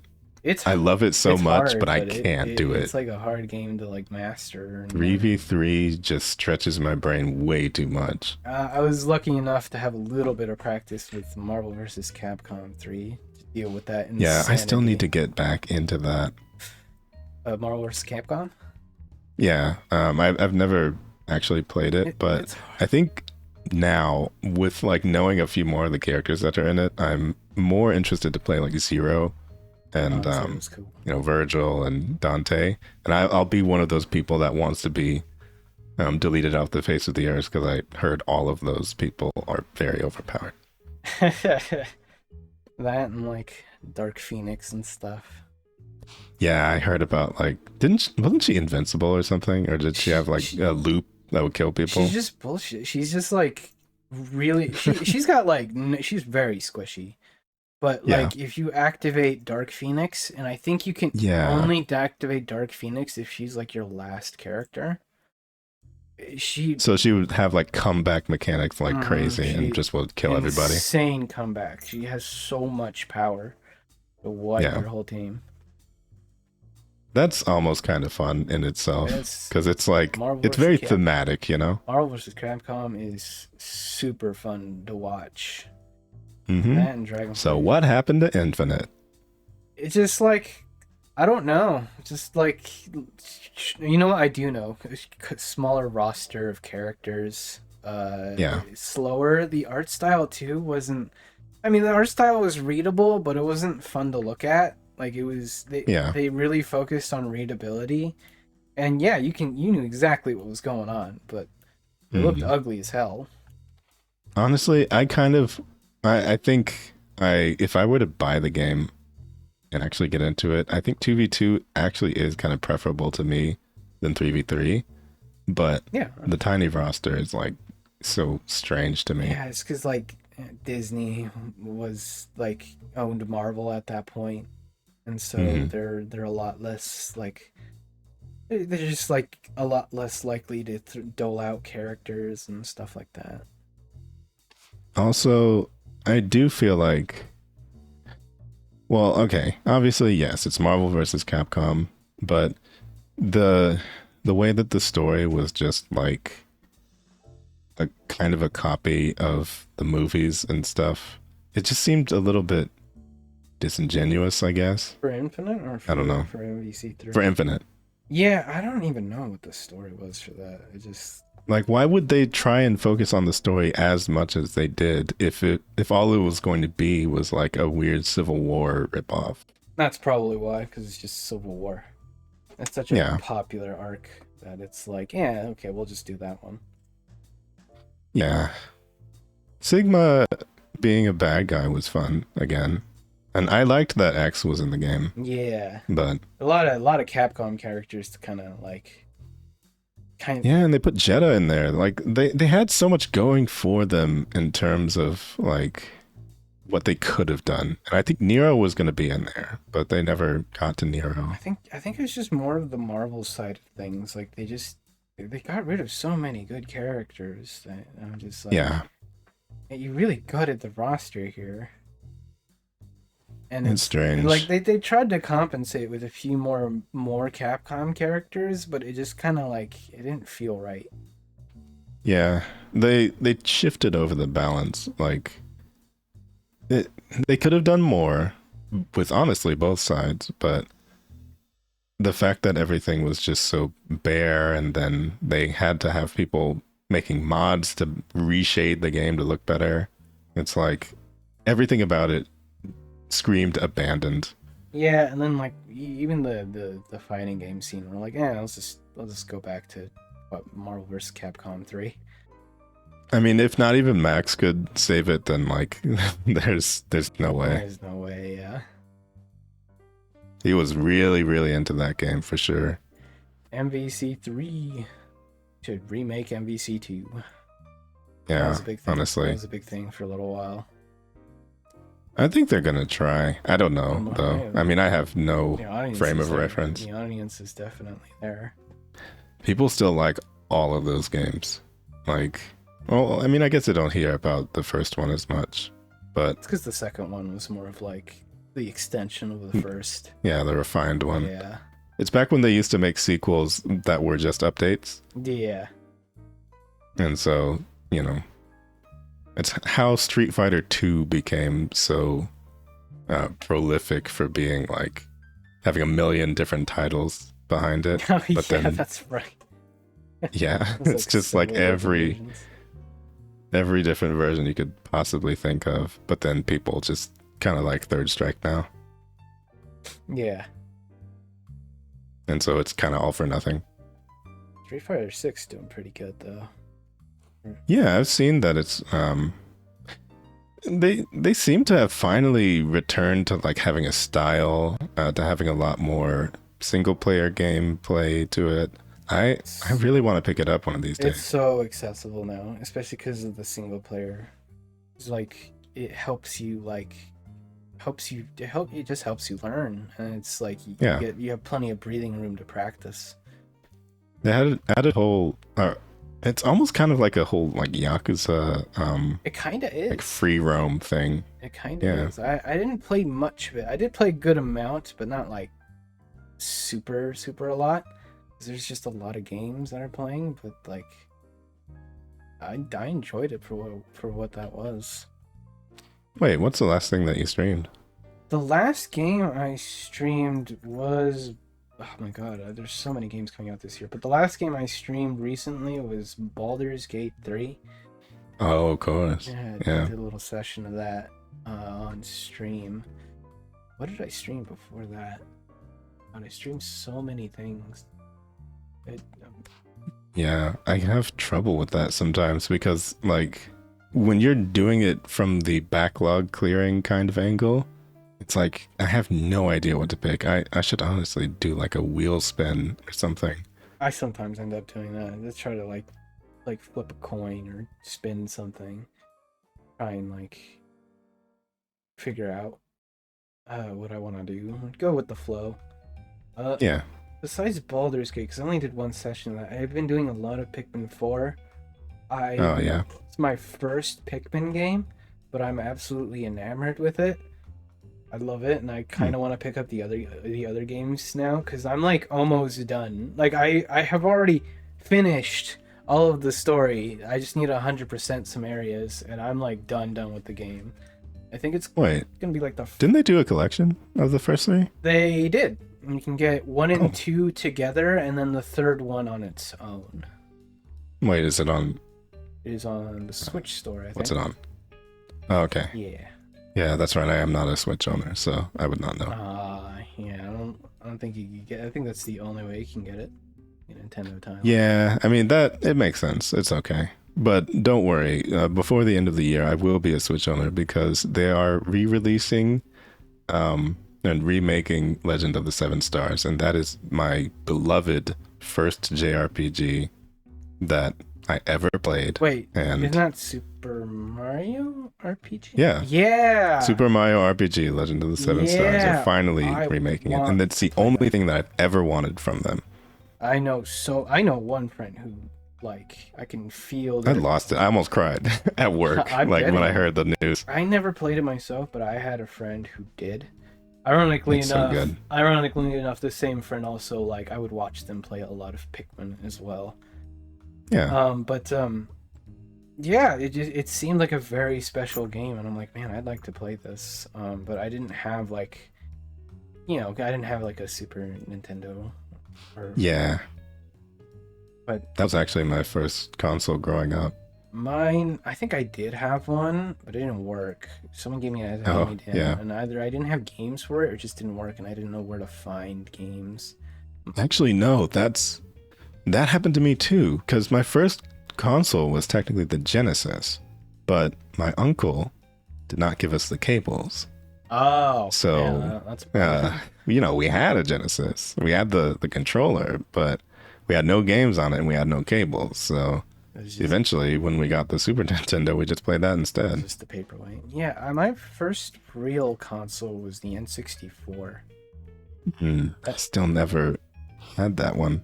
That's a good console. Yeah, I've heard so many good things. My first video game that I owned and like played a lot was Super Mario 64. Oh yeah, first 3D game. That was cool. I liked that a lot. And I was super into Mario after that. Did you ever play Donkey Kong 64? I have, but that's a hard, like when you're a kid, that's a hard game. Yeah, that's the only one that I ever played because I used to go over to a friend's house and he had it over there, so we used to play it together. You would need a friend to play that because man, that game is massive. It's really big and like I've heard. And it wasn't much. It didn't really hold your hand. I mean, it tried to like give you some tutorials, but like I don't know. It was a hard game. Like yeah, they used to really just set you loose in those games. Especially that one. Like, all right, start playing. Like nowadays, I hear people talk about it, and it's like, yeah, this was just a hard game to like play like by yourself, kind of blind. Yeah, now you just get onboarded for everything, and it's I don't mind it so much sometimes. I will say for MMOs and for especially like mobile games and stuff like that, it can be the most frustrating thing ever to try and start a game. Yeah. Because it's like you're just clicking through all of these things and it's like I know what to do. Like, I know what to do already. I know Please half stop. this mechanics. I already know these kind of things. You skip the tutorial and you're just like whatever. Like I could have just learned this by running around and pressing a few buttons. You did not have to stop me and tell me this. I gotta tell people, I gotta hold people's hands. Be like that. Yeah. And it's all right if you need it. Just give people an option. Yeah.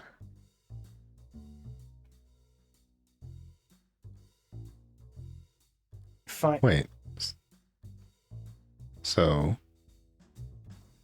would you venture to say that you play a lot of co-op games with people? I would say yes.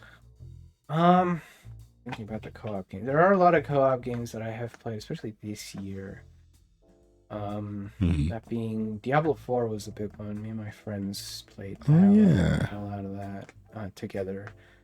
It was cool because a lot of my friends like are really like into like older Blizzard games. So like when Diablo 4 was hit, they were all like, "Hey, yeah, we'll play that." And like I had a friend who I hadn't seen in a while, and he's like, "Yeah, I'm gonna play that too." I'm like, "Cool." Nice. So that was very nice. Awesome.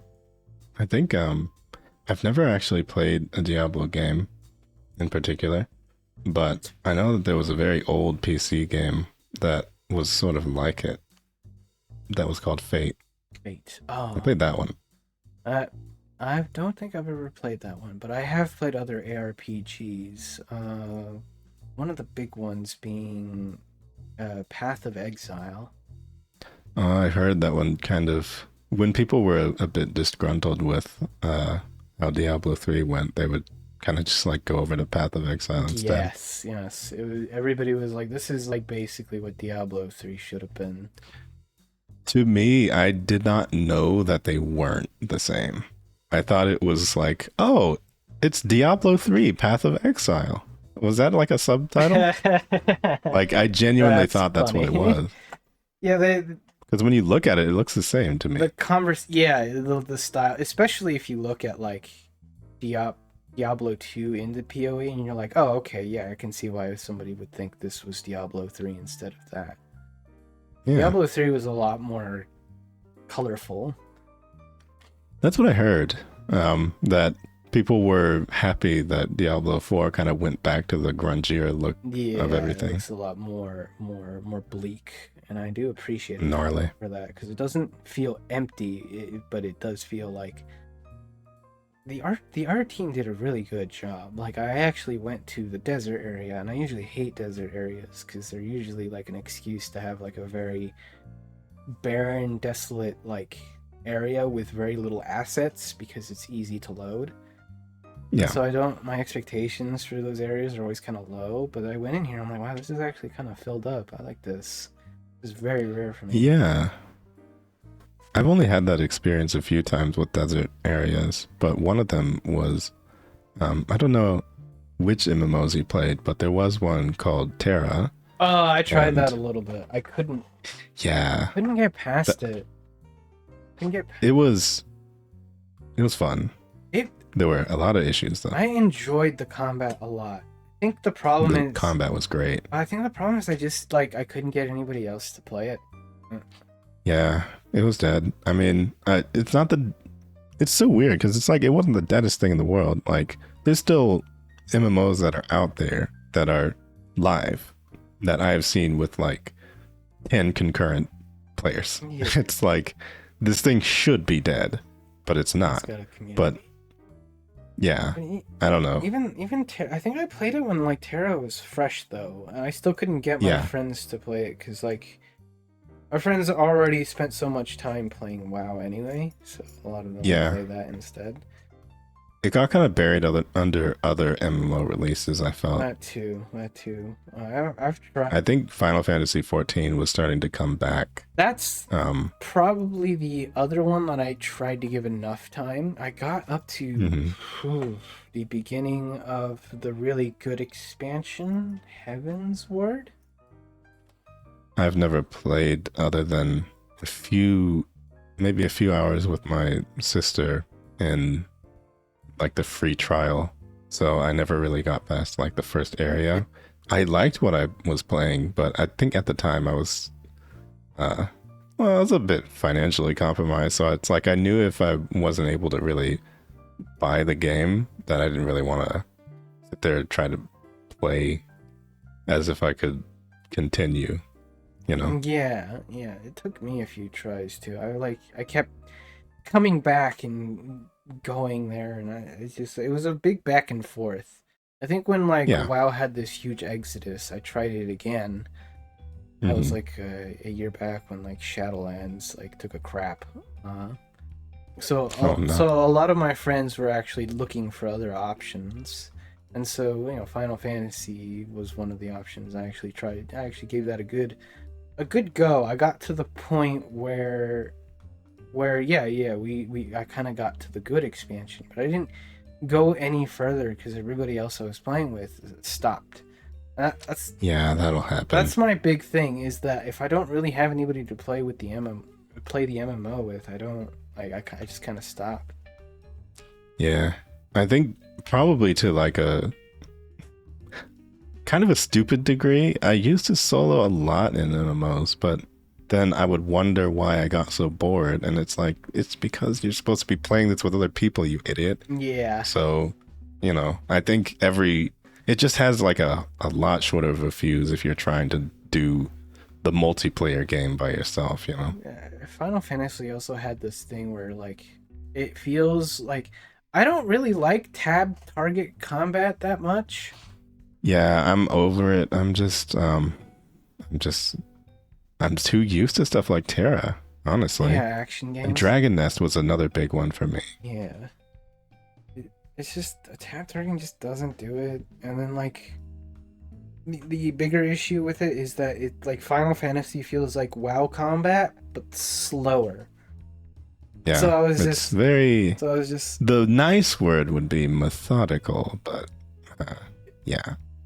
I don't know. It's all of it is too slow paced for It me. is very Really. slow, and it didn't help. Like, because it's like I would say methodical, but like it's just like the global. But the method is also boring. Well, it's just like the global cooldown. Yeah, I Was- could not get was used to just that slower actually. than WoW's, and so I'm like, it was literally just like artificially slower pace, and I'm like, oh, I understand Yeah. this gameplay, but like, I didn't get it. I'm just used to something a little quicker than this, like, because Yeah. I can deal with WoW combat. WoW combat, like, I've just played the game for so long that like I just used to it. And I do come back to it because I've just had a lot of progress, and it's just kind of cool to hop on a character or something with progress behind it and be like, oh, well, maybe I'll do something. But Yeah. like, if my friends still stopped playing WoW a long time ago, I probably I would have stopped as well. Yeah. I've put a lot of time in WoW, and I'm like, okay, well, if I never played WoW again, I wouldn't be hurt about it. Yeah. I think after a while you just reach a point, even if it's a game that you've played for a long time, it's like it's run its course. I mean, I was like that with Terra as well, because I used to play it for like hours and hours and hours for a while. And I used to play it also with my sister some of the time, but Yeah. the eventually it just one of the annoying things that happened is it started getting really easy, and they started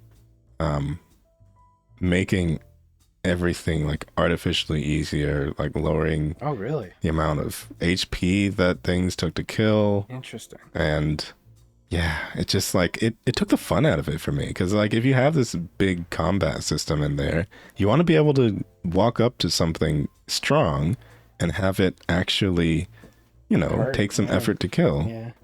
Like I want to be able to use all these skills on something, but if everything is just dying in a few hits, then it's like, what do I even have all this power for? Right, exactly. You're just like, oh, okay, I'm a little too powerful. Things are easy. It's just underwhelming, you know? Yeah. And so you would have to like, in order to challenge yourself, you'd have to do like really stupid stuff, honestly. So I just didn't really want to do any of that. That was the nice thing about WoW. There was always like content to do, and it was always like pretty difficult. Yeah. It had its caveats, but like generally, yeah, like you would need to organize people, and it was a challenge. Honestly, the way that I used to play it was like they had these big giant monsters that would spawn, and they would give you a lot of HP or a lot of EXP and stuff like that if you beat them. But it used to take like 5 people at once to take them down. And so when they were that strong, I would try and solo them. And Nice. it would be really, really difficult. It would take a long time, but I would be able to actually do that. And so it felt like there was some sort of accomplishment in doing that. But then they made them soloable. Oh, and so you just kind of felt like, And- well, this is kind of pointless now. Like, Yeah. And so it's like they took my fun away from me. And frankly, there is a game for, the way that I was trying to play it. It's called Monster Hunter. But yeah, that's such a good game. yeah, Oh, and Monster so I have Monster Hunter World. I've never really given it a proper shot. I need to. Oh, it'll suck you in. Might try Rise It's though. almost dangerous. Like those games don't have the biggest influence on me, but I still like sunk so much time into it. How much time did I put into Monster Hunter World? Yeah. World. I love that format. I put like 327 hours on Monster Hunter. Yeah. It sucks you in. It sucks you in. Yeah. There's a lot of content in that game, and then I put like another 50 hours in Rise, which isn't a lot, but it's still like oh my god, like I still got like sucked in. Yeah. I think I want to try it at some of these points, especially Rise, because I like the. Rise is cool. I mean, it's like what we were talking about before with the mobility thing. yeah, Like the little wire bug thing seems pretty cool. Wirebug is cool to move around I with. love Wirebug. Yeah. If you want to do Rise sometime, hit me up. I can Sure. I can get into that for sure. It's on PC, right? Yeah, it's on PC. Okay, good. Because I don't really suffer the I can't really do much console gaming. I don't have everything set up to stream that, so Yeah, I only really have that for my Switch, and it's just because that's easy. I bought a capture card. It's probably pretty simple to do it on other consoles. yeah, I'm sure there's plenty of ways. I mean, people have been doing it for decades now already. The thing is, it'll cost you a pretty penny. Yeah, well, I'm finally able to do things like that now, so that's been nice. That is nice, yeah. Yeah, no more very, very, very low paying job that I've had before. That's finally gone. So Nice. that has been a nice advancement of being able to think about different things like this, because it used to be really difficult for me to even justify buying a $60 game whatsoever, because it's like, this is like Yeah. almost like a fourth of my stupid small paycheck. Yeah, and it's like, am I gonna actually play this? Am I actually spending time with this? And you kind of have to. Yeah. You got to be aware what kind of game it is too. Like, maybe you don't want to buy a $60 like story game that's not gonna last too long, you know? Yeah, and eventually I think it's kind of ingrained itself in my brain to just wait for sales, and that's not a bad thing to continue Honestly, to do, too. really. That's me too. Like, waiting, being patient is nice. Yeah, because, I mean, ultimately, even without buying new stuff, there's always going to be old stuff out there, so Oh yeah, you never know. It's so hard to like fill out or try and get through my back catalog sometimes. Just like, oh my god.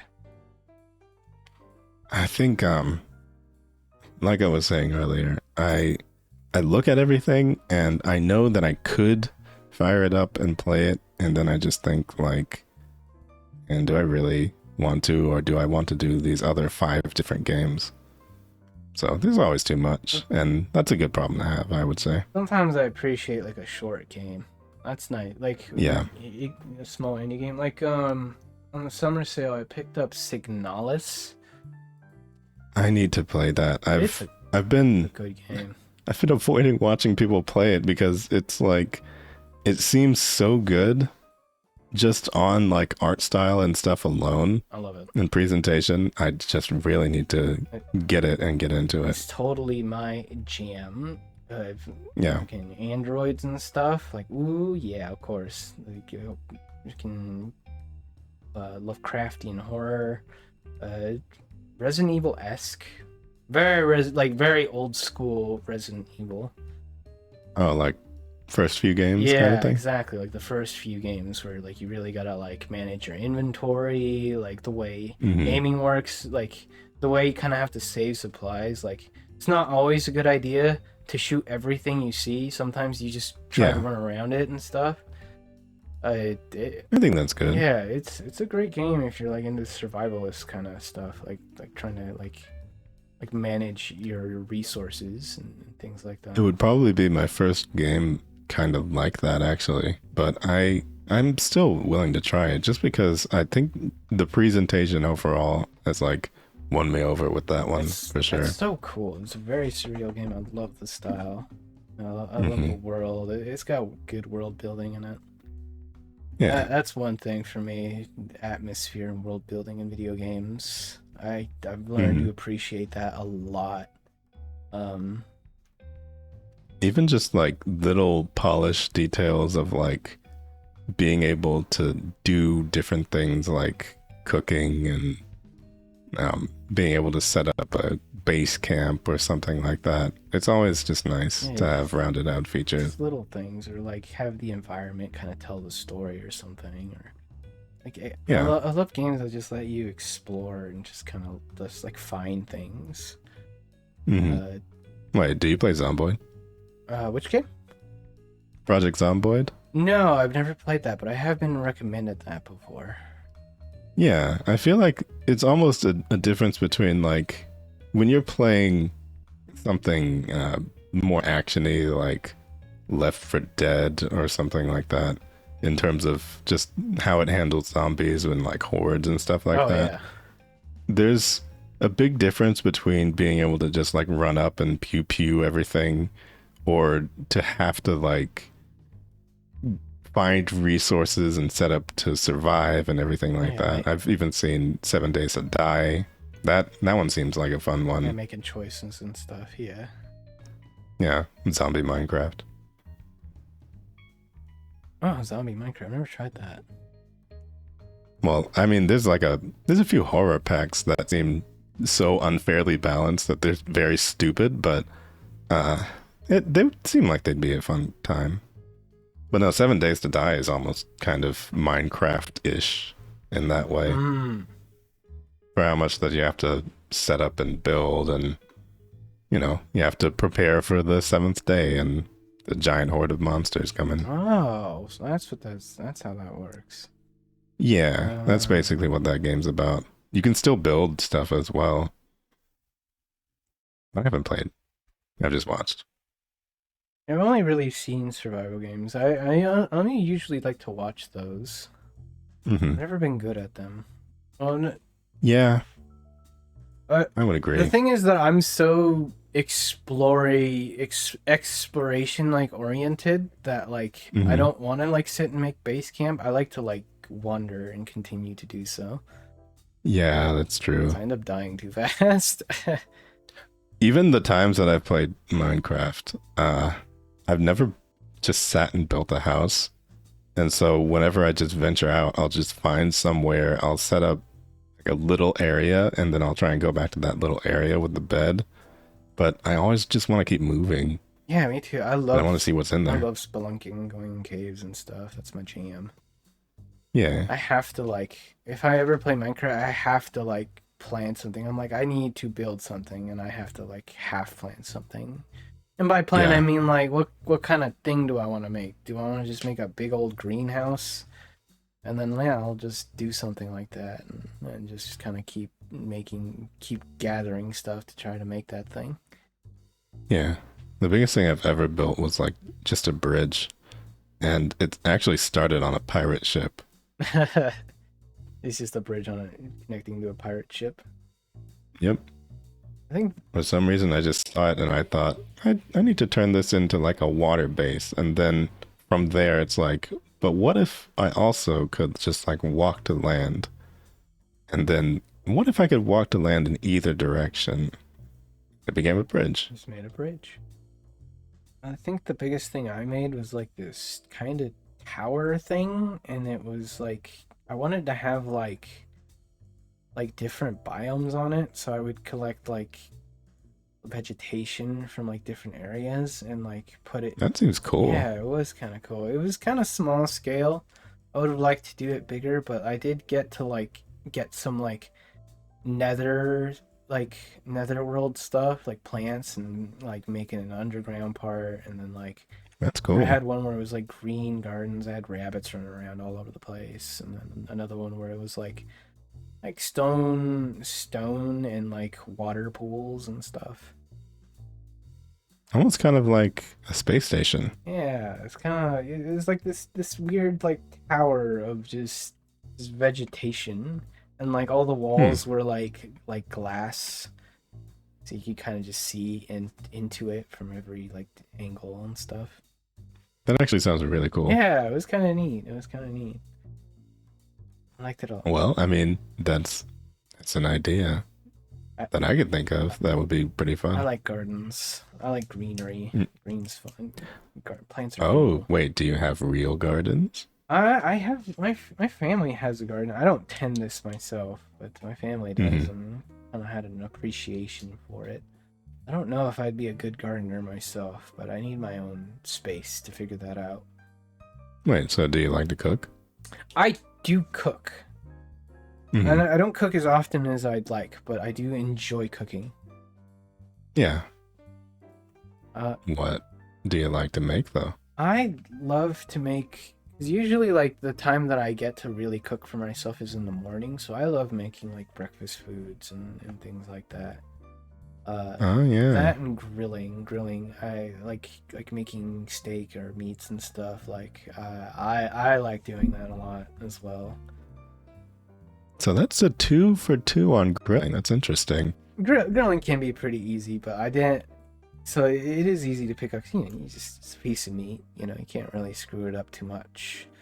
But I Yeah. do like to like take it over to the next level. Like I learned how to cook a nice steak, like in a pan, you know, with butter and all that stuff, and baste it and everything. There was one Thanksgiving where I cooked a turkey, and it came out pretty ballin' because I'm like, I want to make this like a good turkey, like a good turkey. And I would sit there and I would baste it, and I would like manage it and look at it and all that stuff. It came Nice. out pretty well. I was pretty happy about that. Yeah, I've never been in charge of bringing something in for Thanksgiving. I think most of my cooking would be described as like survival stuff. So, Yeah, for you know, when I got in the morning, like getting a bunch of rice and thinking like, okay, what can I put on this to make this not just rice? that, And so I'll just like look in the fridge and find as much stuff as possible to put in there. that's a lot of my cooking too as well. Like when I'm like on my own, I'm just like, you got any leftovers? Okay, I'll do that. Yeah. I like cooking breakfast in particular because egg is just a good way of practicing cooking in general. There's so many ways to Yeah, prepare for it. sure. There's some I love eggs. Me too. I love like I've done a lot of things, like made omelets, scrambled eggs, eggs Benedict. It's one time there are times where I made I make like breakfast sandwiches from like scratch, save the bread. So like I'll make like a sausage patty, and then I'll make like an egg like you would see in like McDonald's or something, like a nice folded egg. Like a properly folded egg. Yeah, I figured out how to do that. Yeah, I don't know how to do that. It takes a little bit of time and some low heat. That's the big thing for me. It's like if there's like 10 minutes left, I'm doing high heat eggs. There's like no way that I can sit there and wait and just like look at it. I just have to have the eggs done as soon as possible. That's why I like cooking eggs, because like if you can figure out the low heat, then like there's a lot of possibilities. Yeah. Help me learn. I'll have to think about that. Learn temperature control and stuff. This is the big problem though. I still have one of those like flat top stoves. Is it Electric. Oh, it's electric. Yeah, it can be a little harder with that. I do like playing with the flame, but I think you can do some things with that as well. You just have to be aware of what temperature you're working with. It's difficult though, because there's certain things where it's very clear that they're meant for like gas stoves. Yeah. Doing things like taking it off the heat and on the heat and all that. Yeah, the movement cooking thing doesn't really work quite as well with no flame underneath. Yeah, exactly. You just kind of like... So if you even take it off the eye at all, then it's just like... I mean, it'll still be hot within the pan, obviously, but it just is not the same. Yeah, it's good at least for cooking meats, where you kind of need this consistent temperature anyway. And then once you need to lower the temperature, it's like not a big deal. You just take it off the heat and put it on another burner that's not as hot. Yeah, I think what I'll probably miss the most about the previous job is that we had one of those kinds of stoves, and the two of the supervisors had woks that they would keep there.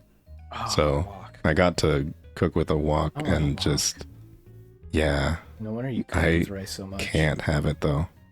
Oh yeah, that's right. You can't. Yeah. Not with the electric one. It just doesn't even work. Cast iron woks do not work well with electric at all. Yeah. I feel. That sucks. Cause I want a wok. Yeah. A wok seems so useful. It's so good.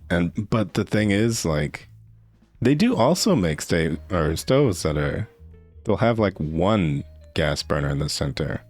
And I think that's kind of what I want, because I do like I like the electric flat stove. It's nice to be able to just like set stuff on there, especially for, soups and whatnot, stuff like that. Or just like something that needs to be evenly heated. It's a nice heat distribution. You'll know that the entire pan is going to be hot instead of having like spots that won't, which can be annoying to deal with. So the ideal is probably having both, but I'm just stuck with electric for a while. But who knows? Maybe I'll replace that. That's why woks and cast irons are so good, because they spread the heat out so well, despite being on flame. And the funny thing is, I didn't realize it, because I got a cast iron one time, and I kept wondering why it wasn't working. And well, I didn't realize that it didn't really work that well on electric coils and stuff like that. It doesn't heat at all, right? It's not like it doesn't heat at all. It's just like it takes so long to do anything. Right, because it distributes the heat all over itself. Yeah, and it's just like, this takes so long to heat up. Why would I use this versus this other cheap one? Yeah, cast iron's really thick, so it's hard to get all that energy into there. Yeah. So if I had like a campfire or something, that would be great. You'd be set to go. You'd be like, all right, cool, let's do this. Yeah, go cook outside. But I don't go outside, so who knows? I like cooking outside sometimes. Depends. Well, I'm sure you have to grill outside. Yeah. I don't always only when I'm cooking for multiple people, really. Yeah. Or I'm cooking something that's gonna produce a lot of smoke or something. We got this flat top for the grill, and I like cooking smash burgers on it. So good. So good. I know how to make them right.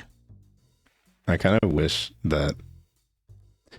Did you ever have one of those George Foreman grills? We do, actually. I think we have one Yeah, we have one now. Not the ones that press down. Yeah. Actually, I think we did have that, but that kind of broke, and I forgot what we even used it for. I think we only used it for I think ours broke. I think we used it for making pancakes and waffles mostly. You know what? I guess it would work for that, huh? Yeah, it's pretty good for that, because you can flip it around without having to really flip the thing, Yeah, I think if I were left alone to my own devices with money, which is, it's getting to be the point where that is the case, I would probably fill the entire counter space with different appliances for different things. I wish there was a universal one, but... Air fryer. Not 100%. I want an air fryer. Not 100% universal, but man, is it just it's really good. It's just a better microwave. I've gotten a chance to use one at work. It's a very small one even, but at one of my parents' house, they have a big, almost microwave-sized one, and it's just really, really good, man, for everything. Mine's about half that size, but man, it's so good. I've reheated so many things on it, and you feel like a scientist trying to figure out what works in this thing. It's popcorn chicken is dude, fried chicken, fries. Oh my god, it revitalizes fries, and it's amazing. And that is hard to do. It's really hard to do. They usually turn to mush. Pizza's great if you air fry that. Yeah, pizza's amazing, especially thin crust. Yeah, it's new, almost better. Exactly. I used to do this method with pizza where I would do it on the pan. Yeah, the pan fried. It's pretty good. But the idea was that you would soak it in some egg, almost like you were trying making a French toast. Oh, the French toast pizza. Yeah, the French toast method. And it man, did that revitalize that pizza really well. Yeah, it's pretty good that way. I tried it one time. I think I I gave up though because again that electric stove thing kind of messed me up. Oh yeah, I tried it once too, but it was like it's kind of a hassle. But I had to try it at Yeah, least once. it's a lot of effort, and usually if you've already bought a pizza, like you're not trying to bank on effort to happen. Exactly. You know, I'm like, I'm just gonna.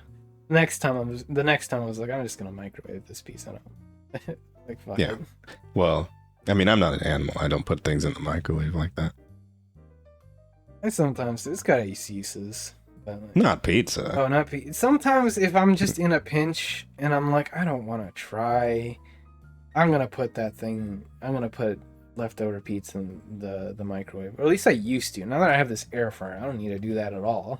Well, yeah, of course. I think at this point, if I were to, if I had a choice between eating it cold, which I used to decry as well, if I had a choice between eating it cold, leaving it out at room temperature, or putting it in the microwave, I'd rather take cold or room temperature.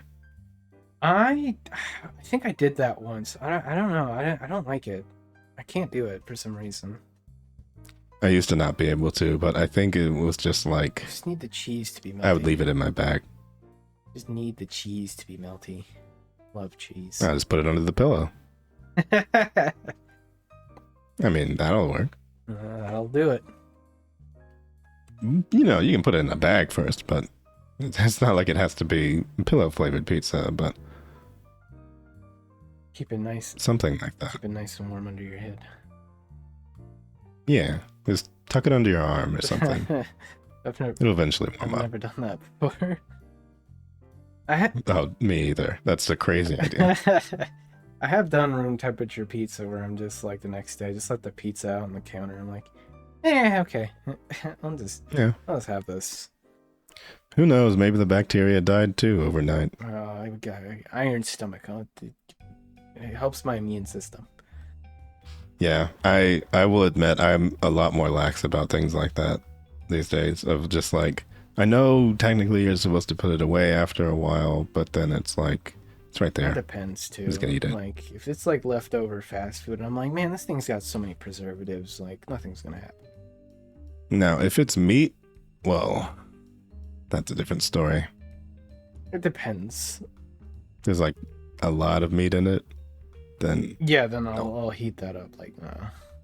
But if it's like a pizza, I'll like throw it in the toaster oven. Not even like turn it on. Like just kind of put it. Like if there's a slice left, I'll put it in there, and that's like its storage area. I'm like, that's good enough there. I'll take it out. I'm like, Yeah. okay, let's eat this. it's gonna be heated up there anyway. Yeah, exactly. Sometimes I won't even heat So it it's up in an there. enclosed space for sure. Honestly, like we don't even use the toaster oven like that much. Even before the air fryer, it's mostly like a storage space for leftovers, like fast food leftovers or something. Yeah, we don't have a toaster oven, but we also don't have a microwave, and we haven't had a microwave for like Really? 10 years. Yeah. Ah. Originally, it's just because it broke, but I think eventually it encouraged everybody to start cooking more. That's not a bad way to be, honestly. Yeah, and so I think we were kind of raised on like microwave meals and stuff like that. But once that broke, Just like, well, we had to learn how to do stuff. Yeah, I like microwave. Well, I kind of not as much anymore. There are some times where I'll buy like things that are like, oh yeah, there's this frozen like lighters or like hot pockets or chicken bakes. Those are my favorite. But all of that, I'll still have preference to throw it in the air fryer now. Yeah, just about all of those would work much better in the air fryer than a microwave, Yeah, honestly. which is nice. We only use it to like reheat things that just need to be heated quickly. Like maybe we have rice or like Rice in the microwave, that one is acceptable to me. yeah, 'cause it makes sense because microwaves like accelerate water particles. That's what it's doing. Yeah. So it's something that does need to be kept moist instead of, turning it into mush like it does with pizza. Yeah, exactly. Or like I'll do like sauces or something. You just put it in there. Like we'll store it in the fridge, and then we'll throw it in there. Just make it warm, cool, good, and that's fine. Honestly, cup of water. Yeah, Not that bad. that's water is what I prefer if I need to like make myself tea or something really fast and I just want to make a cup. I'll just throw the water in the microwave. There's like no difference. You're just boiling water. Yeah, there are people who get like stuck up about that one, but I don't really get it because Yeah, I don't get it either. you're just It's just water. warming up the water. It's fine. It's just water. It doesn't change the flavor. The microwave is designed to accelerate water particles, so it's like it's the same. There's no difference. Yeah. It legitimately does seem to be the same. I mean, the fact that it can like rush out and spill it's an interesting risk, but technically, you know, water boils off if you boil it too long. So Yeah, you just have to find the time. honestly, like I've never had that happen either. Like water boiling over in the microwave, like in the mug. Yeah, no. I've never had that. Because usually people know not to put it in there for long enough for that to happen. For like a cup, like a mug, I'd say like just 3 minutes. But you're good to go. And you know, I do probably still prefer like the electric kettle. Say again, you cut off. Oh, I was gonna say I do prefer the electric kettle, but I do like that. it's It's more personal. yeah. Well, I mean, if you need the water for more than just one thing, that's usually pretty good. Yeah, that is nice. Sometimes I do want more than one cup of tea, or like, or if you're dealing with like loose leaf or something. Wait, so would you say that that is your preferred drink? I would say tea is a preferred drink. I'm drinking a lot of water right now because it's like, yeah, it's hot right now. But Yeah. I do love tea. It helped me kick drinking soda. I would Oh yeah. stop. Like I got I got to one point in my life where I just wanted to lose like a bunch of weight. And so I started like being healthier, and one of the big things was like I started drinking tea more, and it helped me kind of kick soda. And now I just drink more water. Honestly, I like water a lot. I drink so much water. Water right now. Yeah. I think I've probably had more water in the past month than I've had maybe in the past year, just because there's like free water bottles at work. Oh, that's nice. And they have like a pallet of them. Oh, hell yeah. Oh, you're prepared. So I just like pound those all day. I think I did like 5 or 6 one time. Ah, it's staying nice and hydrated. Yeah. It's good. But then when I'm at home, I still forget to drink water most of the time. But I do have a nice water bottle that they gave me recently. So That's a big one. I got a hydro flask for Christmas, and like I've been drinking even more water now because I like using this thing, and I have like a water filter in my fridge. So I just go up and fill the thing, and I'm like, cool, good to go. yeah, all of those things definitely helped because we used to not. Our fridge was broken for a while, but now we finally got a new one, and it does have that water filter thing in there as well. That's so nice. Yeah, I bought like a pack of them, so I don't have to think about replacing them for like a year. Yeah, it's we've had it for 6 months now, and the only reason I know is because the filter went out. Yeah, you gotta replace it like 6 months, I think. Yeah, That's how mine is. yeah, that's how mine is as well.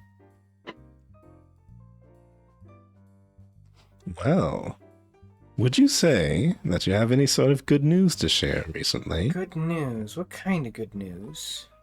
Any kind of good news? Like in my personal life, or like in like. Anything that you can think of. Well, I have been trying to get a new model going, so there is some good news. I am working with someone right now to kind of like, because I have the idea in my head, but I need someone to sketch it out before I like approach a model artist. Oh, Or I need. so you've got a designer? Yeah, in mind? I got a design in mind, and I'm trying to like try to really get it down and try to like solidify it on paper, because I can see it in my brain, but there's still like some aspects to the puzzle where I'm like trying to figure out how some parts are gonna go and like what it's gonna look like versus like how it is in my mind. Yeah. Having been a character designer for a while, it can be really difficult to reconcile stuff like that, because I know that I just sort of like black out, and when I come to, there's an entire design on the page, but a lot of people don't really operate in that sort of way. And so when you're going from the other side of it, it can be easy to think like, oh, why don't they just do this, this, and this? But it's really difficult to have to like explain it in words to people. Yeah. I've been trying to get better at that. That's why I've approached an artist that I already know and have worked with before I approach. That's always the best. Because then I can have something more prepared and hopefully not seem like a crazy person when I approach this person. Yeah. I think that also helps, because when you know somebody already, it's easier to get them to do like iterations of things, not in like a manipulative way or something, but just like to say, all right, I want you to do it this way, or this way, and then just pick one. And if you can find somebody who does that, then that definitely covers everything. That helps clear me out. I'm finding that with this artist, and it's great. I also emphasize, I'm like, look, dude, if this turns out being extra work, like, you charge me what you think is fair. Yeah, exactly. I want to get this right. It's about getting it right rather than like getting it done cheaply. Yeah, that honestly makes you the best kind of client, because when you know what it is that you need to do, and you are able to find somebody who doesn't take corrections like personally, because there's also artists who will do that. It's like, oh, I'm going to charge you for every single correction of this, so you better know exactly what you want. But they really need to be patient with people. Yeah. Sometimes I can vibe with that. I'm like, yeah, if you want to charge me for correction, I like, honestly, like, if I'm in a position where I don't know what I want, I can kind of understand that. Yeah. Because sometimes you know what you want, though. Sometimes I see people like try and make a commission, and then I see the way they try to describe things, and I'm like, oh, that's really vague. I don't know how they're gonna figure that out, man. Like I've had to read a lot of minds, that's for sure. Mm-hmm. Sometimes I feel like, do you ever feel like your client wants you to kind of help them design the character? Yes. They're like, hey, I want to see what you I kind of don't mind it, but it can be a bit frustrating, because when this is the word that I will hear, or the phrase that I'll hear, that makes me think, like, why are you doing this to me? It's, I give you full artistic freedom. Yeah, I'm afraid of saying that sometimes. Sometimes I'm afraid of saying, hey, I want to see what you come up with, like... Well, in my full sassiness, I would say my artistic freedom would be to draw something else entirely. Like, I don't want to have to do this. Yeah. I would rather draw like anything else but what you're asking me to draw. So my artistic freedom would be just not to do it at all. That's what I think too, because I'm like, would this even be something they normally would draw? Yeah, and that has to be like a strike zone for specific artists for sure, because I know that there's definite things where people will ask me like, oh, can you draw like this big angry burly man with like a shield and stuff, and it's like, did you even look at my gallery at all? That's another thing. Like, I don't draw anything like this. Why do you want this from me? That's the other thing. Like, you need somebody who could vibe with like the thing that you want. Like like the model artist that I'm looking at right now has done cyborgs and stuff before. Exactly. And I'm like, oh, okay, perfect, cool. Like, that's exactly what I want. But the artists that I'm having sketch, like, they didn't do too much cybernetic stuff, but like I kind of told them, hey, don't fret on the details. Like, I just kind of need a general thing that someone can look at and understand. Yeah. Yeah, more like a silhouette thing, you know, rather than like the details itself, you know. Honestly, um, there are people who work with multiple artists for like you'll you'll have an idea of what you want for specifically the body and the body type and everything and like how your face is, and then you can get somebody to specifically design the outfit. Yeah, that would be nice. I would like to know someone who could do that, kind of help me with some details. Yeah, there are people like that out there, I'm sure. I have to take a good look around, but it's one of those things too where I'm like, man, I really wish I could draw this, Yeah, so I can just doodle a couple of things and be like, does that look right? Because sometimes it's not even about like the details or anything. Sometimes it's like I just want to know what this looks like on the paper. vague shape. Yeah, I just want to know what this Yeah. looks like on paper, and if it actually looks good, then, or if it matches what's in my brain, and then I can move forward. Frankly, with it. that is actually how I became an artist. Is I originally, as I was growing up, oftentimes I would just doodle as I would doodle little ideas that I had in my head, and I never really thought much of it. But my idea was always I want to be able to do this so that I can give it to like a real artist. But then I did that for long enough that I became the real artist. That's So, awesome. like the lag time in between just like completely reduced, and it's like, oh wait, I can just do this myself. It took a long time. I bet it did. It's hard. I don't have the steadiest hand. Like, oh my god, you should see my calligraphy. It's so bad. Oh, Like, I'm so glad we moved on to a time where typing is a thing. Cause man, I like write like crap.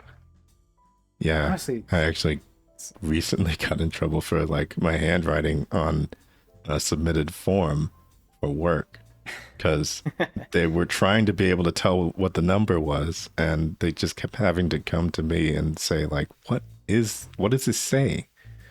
I- What does it say? I've had to do that. I like whenever I make a 7, I put like a line in. You know how sometimes people put lines in the middle of their 7s? Yeah, I do that because like so people don't confuse it with a 1. yeah. There's 1s are weird, man. Some like I don't like sometimes I want to like write it like a 1, like an actual like with the little details, and sometimes I just draw it with like it's just a line. yeah. It's just, Honestly, I don't even know why they had like so many little lines for that. I just do the line. yeah. It's weird. But then it does look nice sometimes. It does. That's exactly what I'm thinking. I'm like, it does look nice, but man, it's just like it's a line. Like I'm doing math homework. Okay, I'm just drawing a line. You know what it is. Yeah. But four also confuses me. Yeah, I don't know why there's two different ways for that. I draw it like a fork. Mm-hmm. Some people draw it like a triangle, but I do the fork. Yeah. I'm one of the triangle ones. Mm. Also, sometimes my 2s look like 3s, and sometimes my 0s look like 9s because I just miss. So it's like, it's really bad.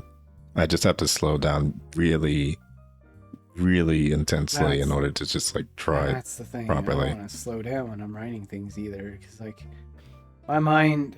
I wish I could write things with my mind. Yeah.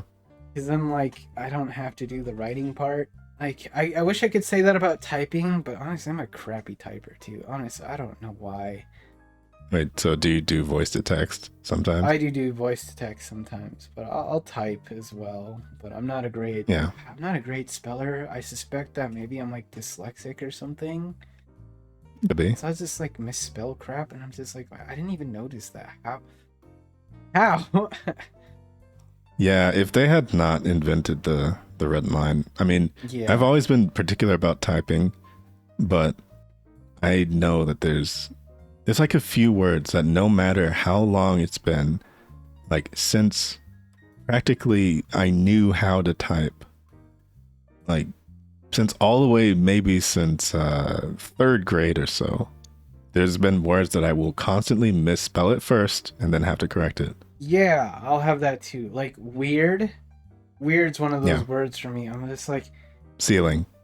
yeah, and I'm just like, is that right? Sometimes you will spell it right, and you look at it and you're like, did I spell this right? It's like the USB thing where you have to put it in wrong 2 times before it goes in right. Exactly. You're just like, oh my god, what is wrong with me? It's like it never fails. It will always be that way. I will never spell the word ceiling correctly the first time. And if I do, then it'll freak me out and I'll erase it. The worst. And then I'll just have to type it again. The worst part is when your autocorrect gets used to you typing like that, and so it Yes. won't correct you, and you're just like, oh no, how do I reset this thing? Oh no. Yeah. Oh man. I'm still honestly super, super bad at typing on the phone because I did not grow up with a smartphone at all. Yeah, it throws me off too as well. I mean, I did kind of grow up with them, but like my typing just in general is pretty bad. I have to like, which it sucks too, because I'd say I have a pretty good vocabulary. Like I'm a fast reader. Like when I was when I was in like middle school, I'd like read at like a college level. I'm a good reader, but like a writer, Yeah. awful. Like I need to like, if I send a text, I need to like I need to proofread this thing. I need to be my own editor and be like, is this right?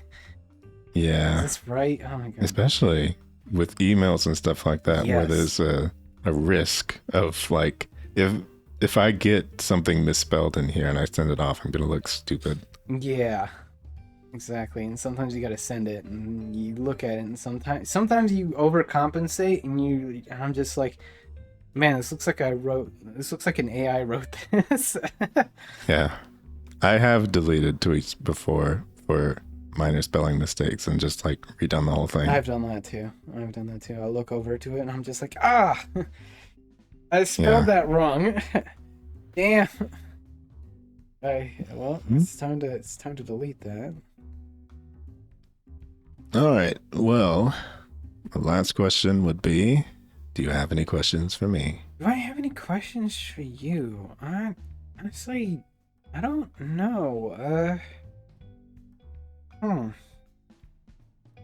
Anything I didn't answer? No, I think we got all of it. I mean, like, I mean, we talked about games and stuff and like what influenced us. We kind of organically went into that question too.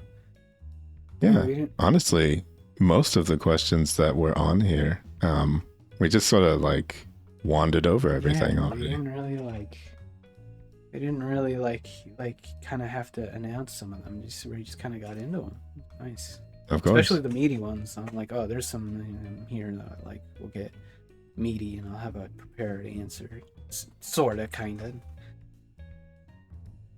Well, I did want to make sure that everything did feel a bit more natural in regards to that, because I don't want to just like stop you in the middle of something and to ask the next question, you know? Yeah, no, this was a good conversation. I like, that's probably one of my favorite things about streaming, is getting Mhm. into a conversation with somebody and trying to like just kind of vibe.